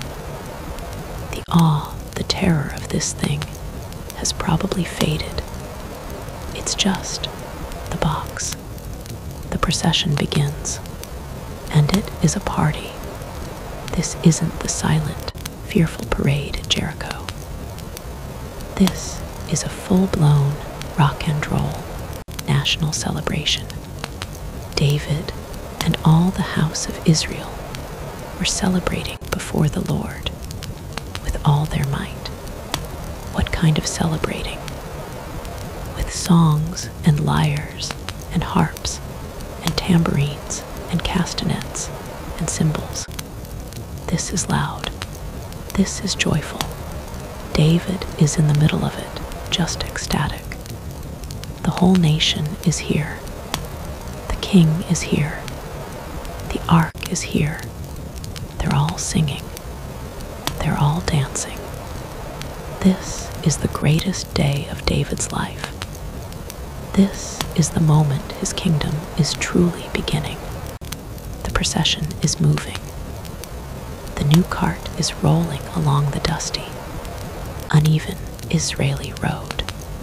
It's going great, until it isn't. They come to a place called the thrashing floor of Nacon. A thrashing floor is a flat, hard-packed area of rock or earth where farmers would beat their grain. It's an uneven spot, and the oxen, the ones pulling the brand new cart, they stumble. The cart lurches, and the ark of God, the holy throne, the do not touch box, it tilts. It's about to slide. It's about to fall off the cart into the mud. Uzzah, the guy who grew up with it, he reacts. He doesn't think. He doesn't pray. He doesn't remember the rule book. He just reacts. His heart is probably in the right place. Oh no, the ark. I have to save it. And he does the one, the only, the fatal thing you are never supposed to do.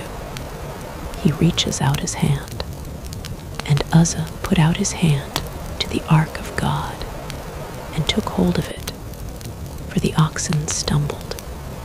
He touches it, his bare, human, unconsecrated hand makes contact with the pure, unshielded, high-voltage holiness of God. The music stops, and the anger of the Lord was kindled against Uzzah, and God struck him down there for his error. Some translations say for his irreverence, and he died there beside the ark of God. Dead instantly. 1 second, he's a man trying to help. The next, he is a corpse on the ground at the feet of the ark. The band stops playing. The cymbals crash into silence. The harps go quiet. The singing dies. 30,000 people just stare. They've just gone from the highest point of national celebration to the most horrific, shocking public death. The party is over. It's Beit Shemesh all over again. And David is not filled with holy awe. He's not like, oh wow, we must be reverent. No, the Bible says David was angry. He is furious. David was angry because the Lord had burst forth against Uzzah. He's confused. He's hurt. He's probably embarrassed. This was his party, his idea, and God just showed up and killed someone. He's angry at God. What was that? I was trying to honor you. I was trying to do a good thing. He was just trying to help, and you killed him for it. His anger, in a split second, turns to the same terror that struck the people of Beit Shemesh. His anger is a mask for his new, profound fear. The text says, "And David was afraid of the Lord that day." He looks at this box, which is now sitting next to a dead body, and he says the most telling human thing. the Lord come to me. He doesn't mean, how can I get it to Jerusalem? He means, how can I survive this? How can this impossible, dangerous, lethal God ever come and live with me? I can't do this. I'm done. The procession is canceled. Roll credits. Send everyone home. The party's off.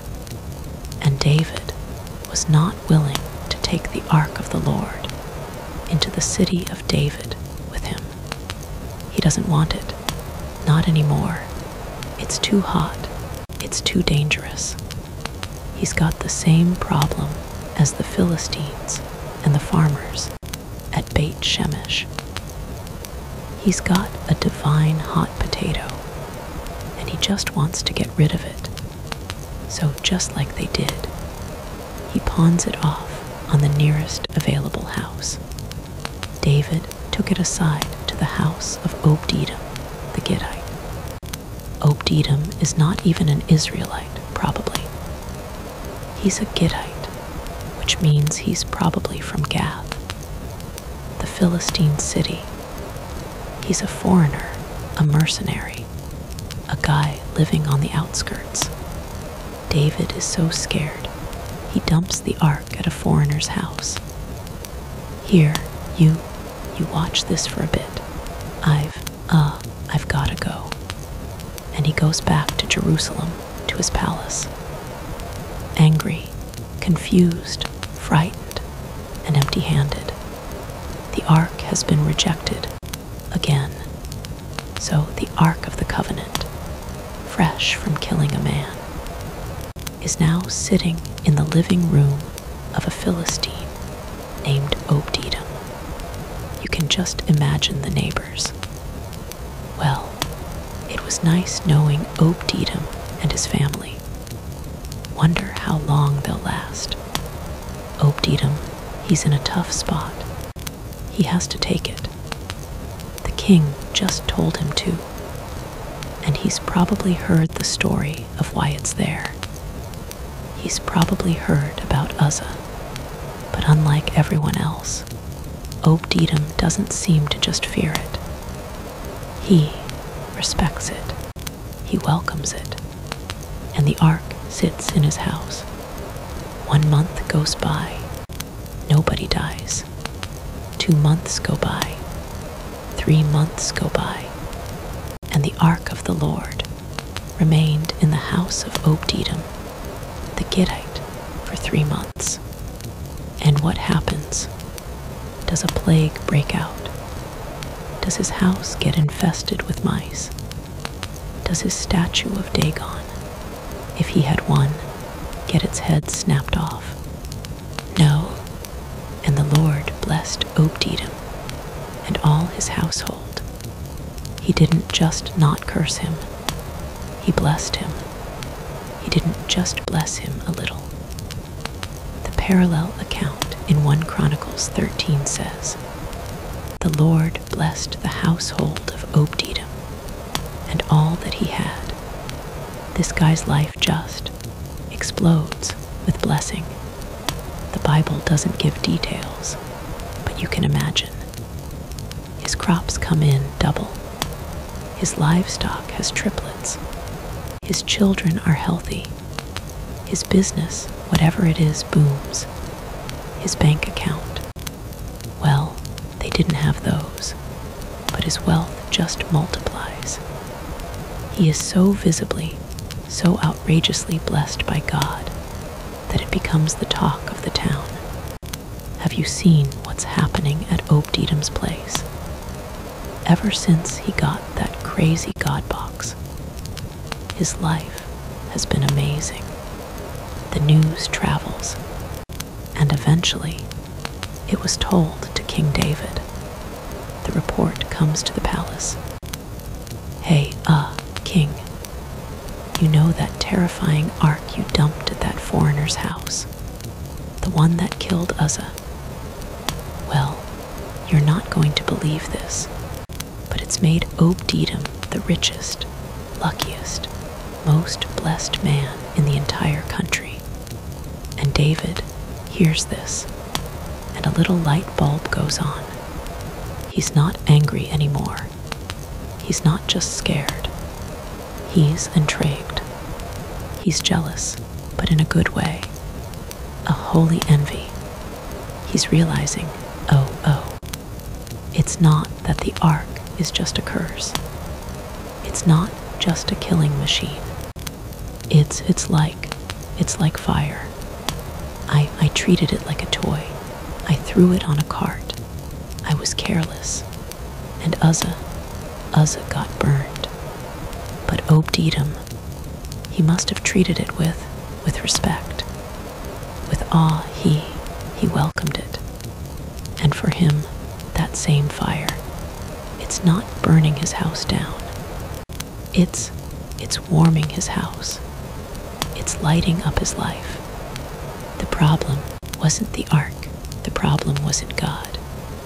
The problem was me. My method was wrong. David has learned his lesson. A hard one, a fatal one for Uzzah. But he's learned it. The ark is not just a source of terror. It is a source of blessing when it's handled God's way. He wants that blessing. He wants it for him. He wants it for his city. He's not scared of the ark anymore. He's ready for it. He's going to try again. But this time, he's going to read the manual. So David decides, take two. He's not just going to wing it this time. The book of 1 Chronicles fills in the details that 2 Samuel skips. David does his homework. He digs out the scrolls of Moses. He finds the IKEA manual in Exodus and Numbers. And he has a second aha moment. Otho. It's not a cart, it's its poles. It's not just anyone who carries it. It's the Levites, the Kohathites. We haven't been doing any of this right. No wonder God was angry. 1 Chronicles 15. David said, no one but the Levites may carry the ark of God, for the Lord chose them to carry the ark.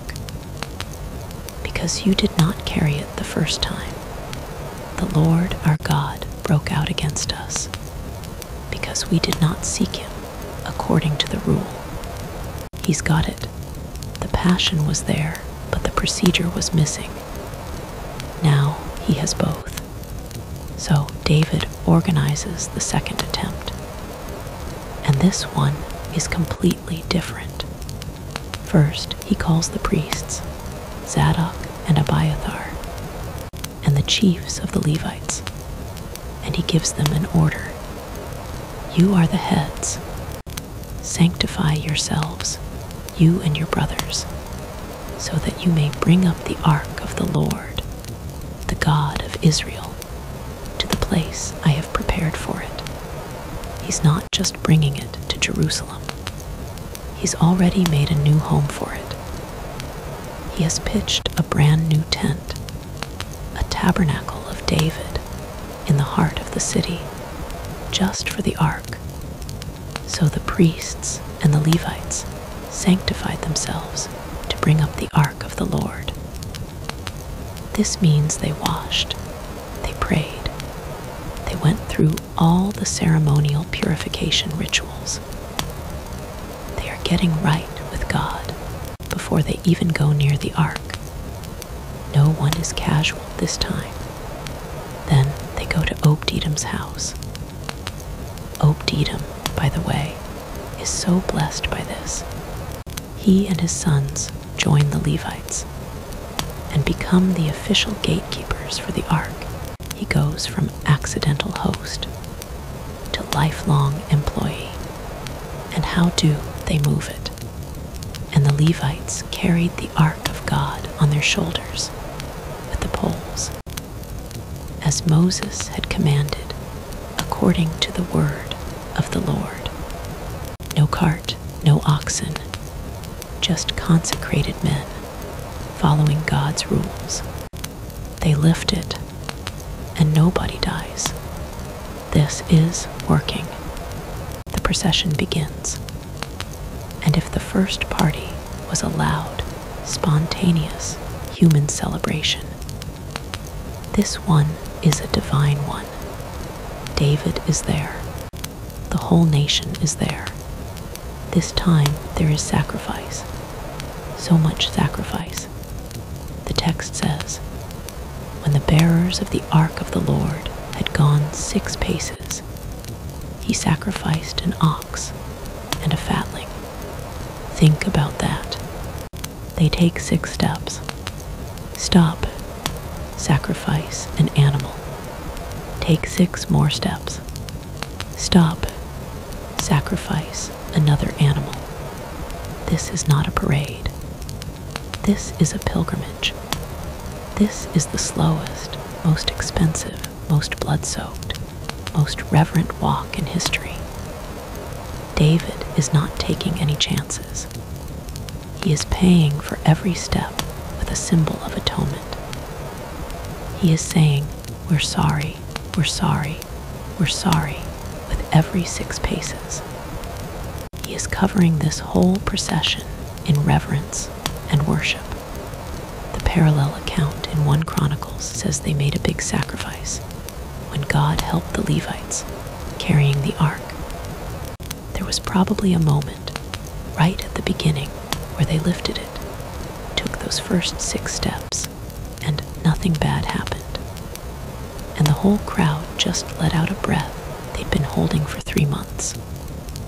God is helping us. He's with us. He's not angry. And then the party really started. And this time, the joy is not just human excitement. It is joy born of relief. It's the joy of reconciliation. And David leads it. David was dancing before the Lord with all his might. He's not just tapping his foot. He's not doing a kingly little 2-step. The Hebrew word is karar, which means to whirl, to spin, to leap. He is losing himself in the joy of it. And he's not dressed like a king. He's not in his royal, purple, heavy robes. The text says he was wearing a linen ephod. A linen ephod is a simple, humble, priestly garment. It's what the priests wore. It's what young Samuel wore. David has stripped off his royalty to put on humility. He's not coming as King David, who conquered Jerusalem. He's coming as David, the servant, the worshiper. And David and all the house of Israel brought up the ark of the Lord with shouting and with the sound of the horn. This is it. The music is back. The shouting is back. But this time, it's not at the ark, it's for the Lord. They are bringing it up the hill, into the fortress, into the city of David. Step, step, step, step, step, step. Sacrifice. Step, step, step, step, step, step. Sacrifice. And all the way, David is whirling and leaping and shouting and singing at the front of the line. He is a king, acting like a commoner, all because his God is finally coming home. It's a beautiful picture, unless you're watching from a window. David's wife, Michal, is in the palace. She is Saul's daughter. She's old school royalty. She has dignity. She has a reputation to uphold. And she looks out her window, and she sees her husband, the king, in a glorified apron, sweating, dancing like a crazy person, exposing himself, the exposing, probably just means his legs were showing as he whirled, which was unkingly, in front of the servant girls. And she is not impressed. The Bible says she despised him in her heart. She is repulsed. She is mortified. This is not how a king acts. This is low class. This is embarrassing. She sees the performance, but she misses the worship. The parade doesn't stop for her. They get the ark to the tent David has pitched. They bring it in. They set it in its place. And nobody dies. It's in its home. David, still in his ephod, blesses the people. He hands out food to everyone. A loaf of bread, a portion of meat, a cake of raisins. It's a national feast. He's on a spiritual high. This is the greatest day. He's blessed his people, and now he goes home to bless his household. He's still got that dad who just put together the big Christmas toy energy. He's floating, and he walks in the door, and Mikkel is standing there, arms crossed. The air conditioning just sucks all the warmth out of the room. She doesn't wait, she just drips sarcasm. Oh, how the king of Israel honored himself today, stripping himself in front of the eyes of his servants' maids, like one of the vulgar fellows shamelessly uncovers himself. She just stabs him with it. You looked like trash. And David, his response, is one of the most powerful statements in the whole Bible. He doesn't apologize. He doesn't get defensive. He just gets clear. His joy turns into a cold, hard fire.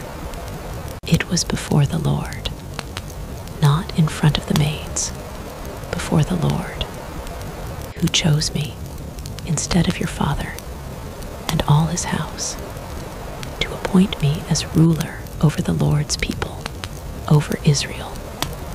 I will celebrate before the Lord. I was dancing for him, the one who fired your family and hired me. And you think that was undignified. I will become even more undignified than this. I will be humiliated in my own eyes, but by those very servant maids you mentioned. By them, I will be held in honor. He draws a line in the sand. My worship is not for you. It's for him. And if you think this is bad, you haven't seen anything yet. I will get lower for him. I will be smaller for him, because he is that big. It is a total, complete shutdown. And the chapter ends with this cold, sad, final sentence.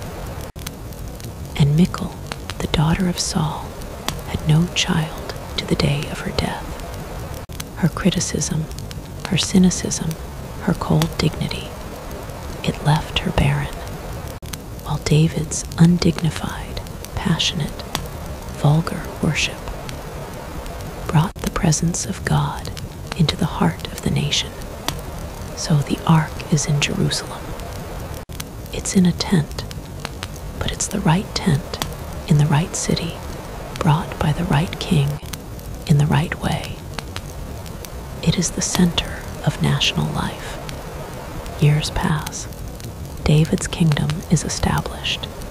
He's at peace. And one day, he's sitting in his beautiful palace, a palace built of cedar from the king of Tyre. It's fancy. It's permanent. It smells good. And he looks out the window, and he sees the tent, and he has this thought. He turns to his friend, the prophet Nathan. Hey, Nathan, does this seem weird to you? Here I am, living in a house of cedar, and the ark of God is just sitting in a tent. David is uncomfortable. It's not right.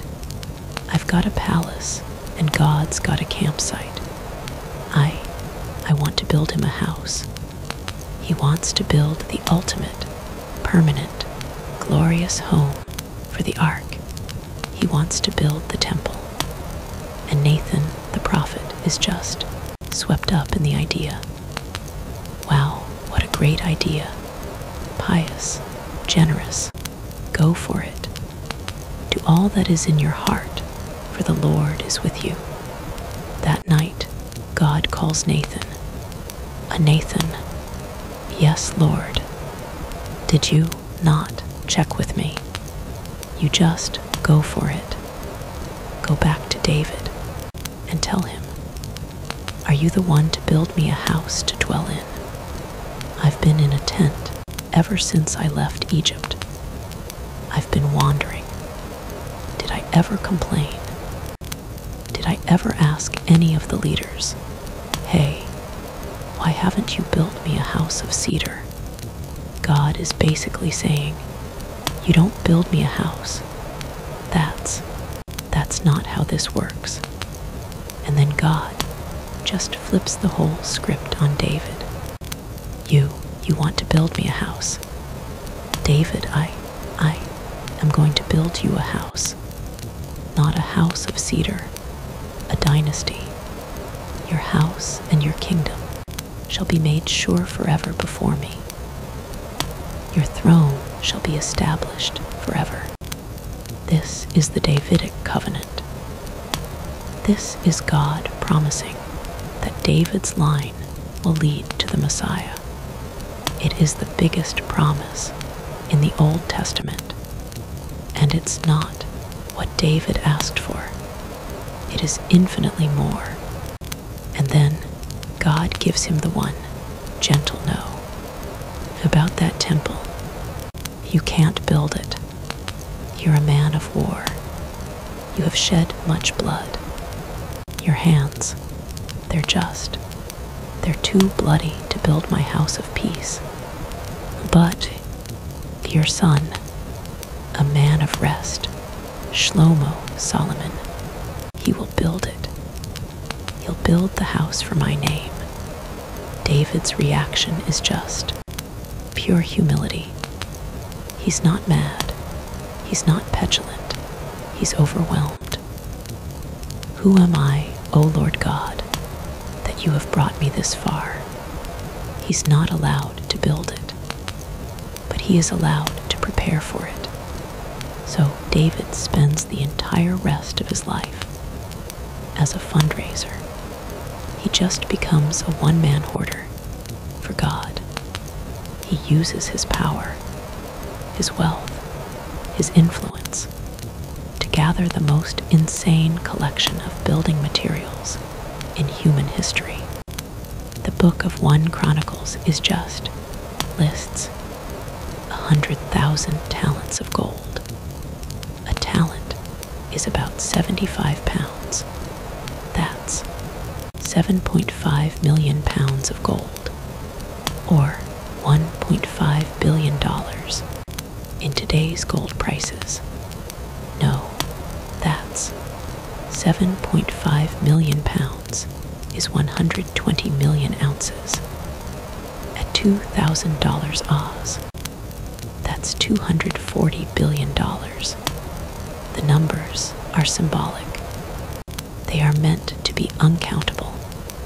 He gathers gold, silver, bronze, iron, wood, precious stones. He's not just gathering stuff. He's gathering blueprints. He gets the divine plan for the temple, just like Moses got the plan for the tabernacle, and he hands it all over to his son. He's the ultimate preparer. He's done all the work, so his son can just do the building. David dies, an old man full of days. His son, Solomon, becomes king, and Solomon, after solidifying his kingdom, begins the great work. For 7 years, the sound of hammers and saws fills Jerusalem. He builds the most magnificent structure in the ancient world. It's on Mount Moriah, the same mountain where Abraham was told to sacrifice Isaac. It's made of a stone quarried and cut off-site, so that no hammer or axe or any tool of iron was heard in the house while it was being built. It just rises in silence, and he lines everything on the inside with gold. He overlaid the whole house with gold. He carved the walls with cherubim and palm trees and open flowers, within and without. It is a permanent, glorious, golden tabernacle. It has the same layout. The outer court, the holy place with the lampstands and the bread, and in the back, a new permanent Holy of Holies, the Debir. It's a perfect cube, 30 feet by 30 feet by 30 feet, and inside this pitch-black, gold-lined room, Solomon has built 2 new cherubim. These are not the small, hammered gold cherubim on the ark's lid. These are colossal. They are carved from olive wood. They are 15 feet tall, and he overlays them with gold, and he sets them in the room, and their wings were stretched out, so that a wing of one touched one wall, and a wing of the other touched the other wall. Their other wings touched each other in the middle of the house. They are a forest of golden wings, a massive, new, permanent canopy. And then the day comes. The dedication. The temple is finished. It's perfect. And Solomon calls all of Israel. This is the day, the final move. The priests, the Levites, go to the tent of David. They lift the Ark of the Covenant with its poles onto their shoulders for the last time. They carry it in a massive procession with all the other holy items from the old tabernacle, which they've also brought. Solomon is there. He is sacrificing sheep and oxen that could not be numbered or counted for multitude. The priests carry the ark into the temple, into the holy place, through the veil, and into the Holy of Holies. They walk into that dark, golden room. They walk under the wings of the new, 15-foot-tall golden angels, and they set the ark in its place in the inner sanctuary of the house, in the most holy place, underneath the wings of the cherubim. The old, desert-wandering, portable throne is now permanently enthroned under the wings of the new, temple-guarding angels. Its home, the writer of 1 Kings, adds a little poignant note. There was nothing in the ark except the 2 tablets of stone that Moses put there at Horeb. The pot of manna, the budding rod, they're gone, lost to time. All that remains is the covenant, the word. The priests, having set the ark down, they back out. They come out of the Holy of Holies, the entire orchestra of Levites, all 120 of them, the cymbals, the harps, the lyres, the trumpets. They erupt in music. They are all singing as one, for he is good, for his steadfast love endures forever. And at that exact moment, as the song hits its crescendo as the ark is finally in its resting place. It happens. The Shekinah returns. The house of the Lord, was filled with a cloud. It's not smoke from the incense. It's the cloud. The same cloud that was on Sinai. The same cloud that filled the tabernacle. And the priests could not stand to minister because of the cloud. For the glory of the Lord filled the house of God. It's so heavy, so thick, so powerful, so holy, that the priests have to run. God has moved in. He has accepted the house. He has filled it. Solomon, seeing this, just throws his hands in the air and gives this incredible speech. The Lord has said that he would dwell in thick darkness. I have indeed built you a magnificent house, a place for you to dwell forever. From a blueprint on a mountain, to 40 years in the sand, to a wall smasher, to a POW, to a hot potato, to an attic, to a tragedy, to a blessing, to a dance. The ark has finished its journey. It is here. It is home.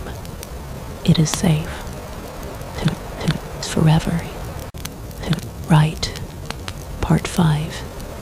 And so, there it is. The Ark of the Covenant, the desert wanderer, the wall smasher, the prisoner of war, the hot potato, the terror, the blessing, the throne, is finally home. The priests have backed out. The cloud has moved in. The glory of the Lord, that heavy, tangible, terrifying, beautiful Shekinah presence, has filled Solomon's temple. It is so thick, so pure, that the priests, the ones who live to serve there, can't even stand.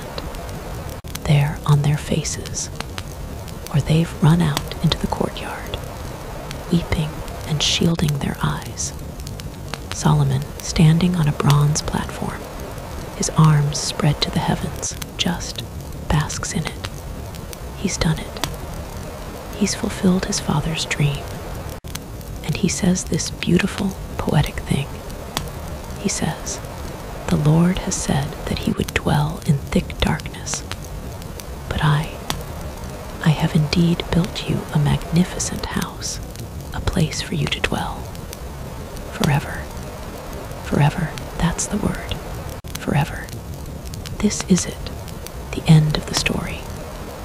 The ark has found its final resting place. The journey is over. God's presence is now locked in, safe and sound, in the heart of the world, in the golden, glorious city on the holy mountain. This is the happily ever after, the climax of the whole story. And you know, as soon as someone in the Bible says forever, you just know it's about to get complicated. Forever is such a human word, isn't it? We use it to mean, I feel really strongly about this right now. God uses it to mean, well, forever. And our forevers and God's forevers often have a little trouble lining up. The ark is in the temple, and it's going to stay there for 400 years. 400 years. Think about that. That's almost twice as long as the United States has been a country. For 4 centuries, the ark just sits. It sits in that perfect, pitch-black, golden cube under the wings of those 2 colossal, 15-foot-tall golden angels. And its story goes from action-adventure to museum piece. It becomes a silent, unmoving, unseen fact. And the problem with facts is that people can get used to them. The glory is there. But the awe begins to fade. It starts, as things often do, with the guy who had the great idea in the first place. Solomon, the man who was so wise, was also perhaps so easy. He was a yes man, especially to the wrong people. The Bible tells us he loved many foreign women, not just one or two. He had 700 wives, princesses, mostly, and 300 concubines. That's not a marriage, that's a collection. And these women who he married for political alliances, they didn't come alone. They brought their hobbies, they brought their little statues, they brought their gods. And Solomon, the man who built the house for the one God, starts compromising. He builds high places, little shrines for their gods, for Ashtoreth, for Molech, the really nasty one who liked child sacrifice. He builds them on the hill, opposite Jerusalem. From the temple, you could probably look across the valley and see the smoke rising from a pagan altar. He never stops worshiping the Lord. He just adds other options. He's diluted the brand. And the God who is enthroned on the cherubim, the God whose name is jealous, he notices. And God tells Solomon, since this is what you've done, I'm going to tear the kingdom away from you. He doesn't do it in Solomon's lifetime for David's sake, but he says, your son, he's going to lose it. And he does. Solomon dies. His son, Rehoboam, takes the throne. And Rehoboam is a proud, arrogant fool.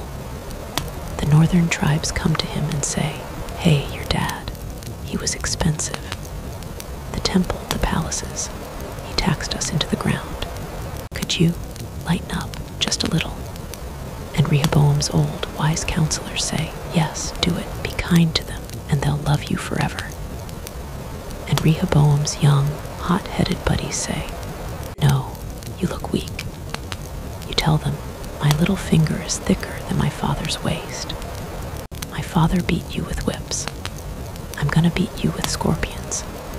And Rehoboam goes with the scorpion speech. It does not go well. The 10 northern tribes just secede. They say, what share do we have in David? We have no son of Jesse. To your tents, O Israel. And the kingdom splits, rips right in two. It's now the northern kingdom, Israel, and the southern kingdom, Judah. And the ark, the temple, they are in Jerusalem, which is the capital of the southern kingdom, Judah. So, from this moment on, the Ark of the Covenant is no longer the center of a united Israel. It's just the holy box for Judah. The northern tribes, they set up their own temples with their own golden calves. Yes, they never, ever learned that lesson. So for the next few hundred years, the story of the Ark is the story of Judah. And the story of Judah, oh, it's a roller coaster. It's this non-stop good king, bad king show. A good king like Hezekiah will come to the throne. He'll walk in, see the temple all messy, full of pagan junk his dad left, and he'll be horrified. Clean this place up. We're having a reopening. Let's read the law. Let's have a Passover. And there's a big revival. Everyone's crying. Everyone's repenting. And then he dies. And his son, a bad king, takes over. And this is where the story gets just dark. The bad king says, all that one God stuff is so boring. Let's be inclusive. Let's bring back those Asher poles. You know, the sacred wooden things, they're very artistic. Where should we put them? Oh, I know, let's put one in the temple, in the courtyard. And the priests, they just let it happen. And the ark just sits in its dark room, while out in the yard, the very thing God hates is being worshipped.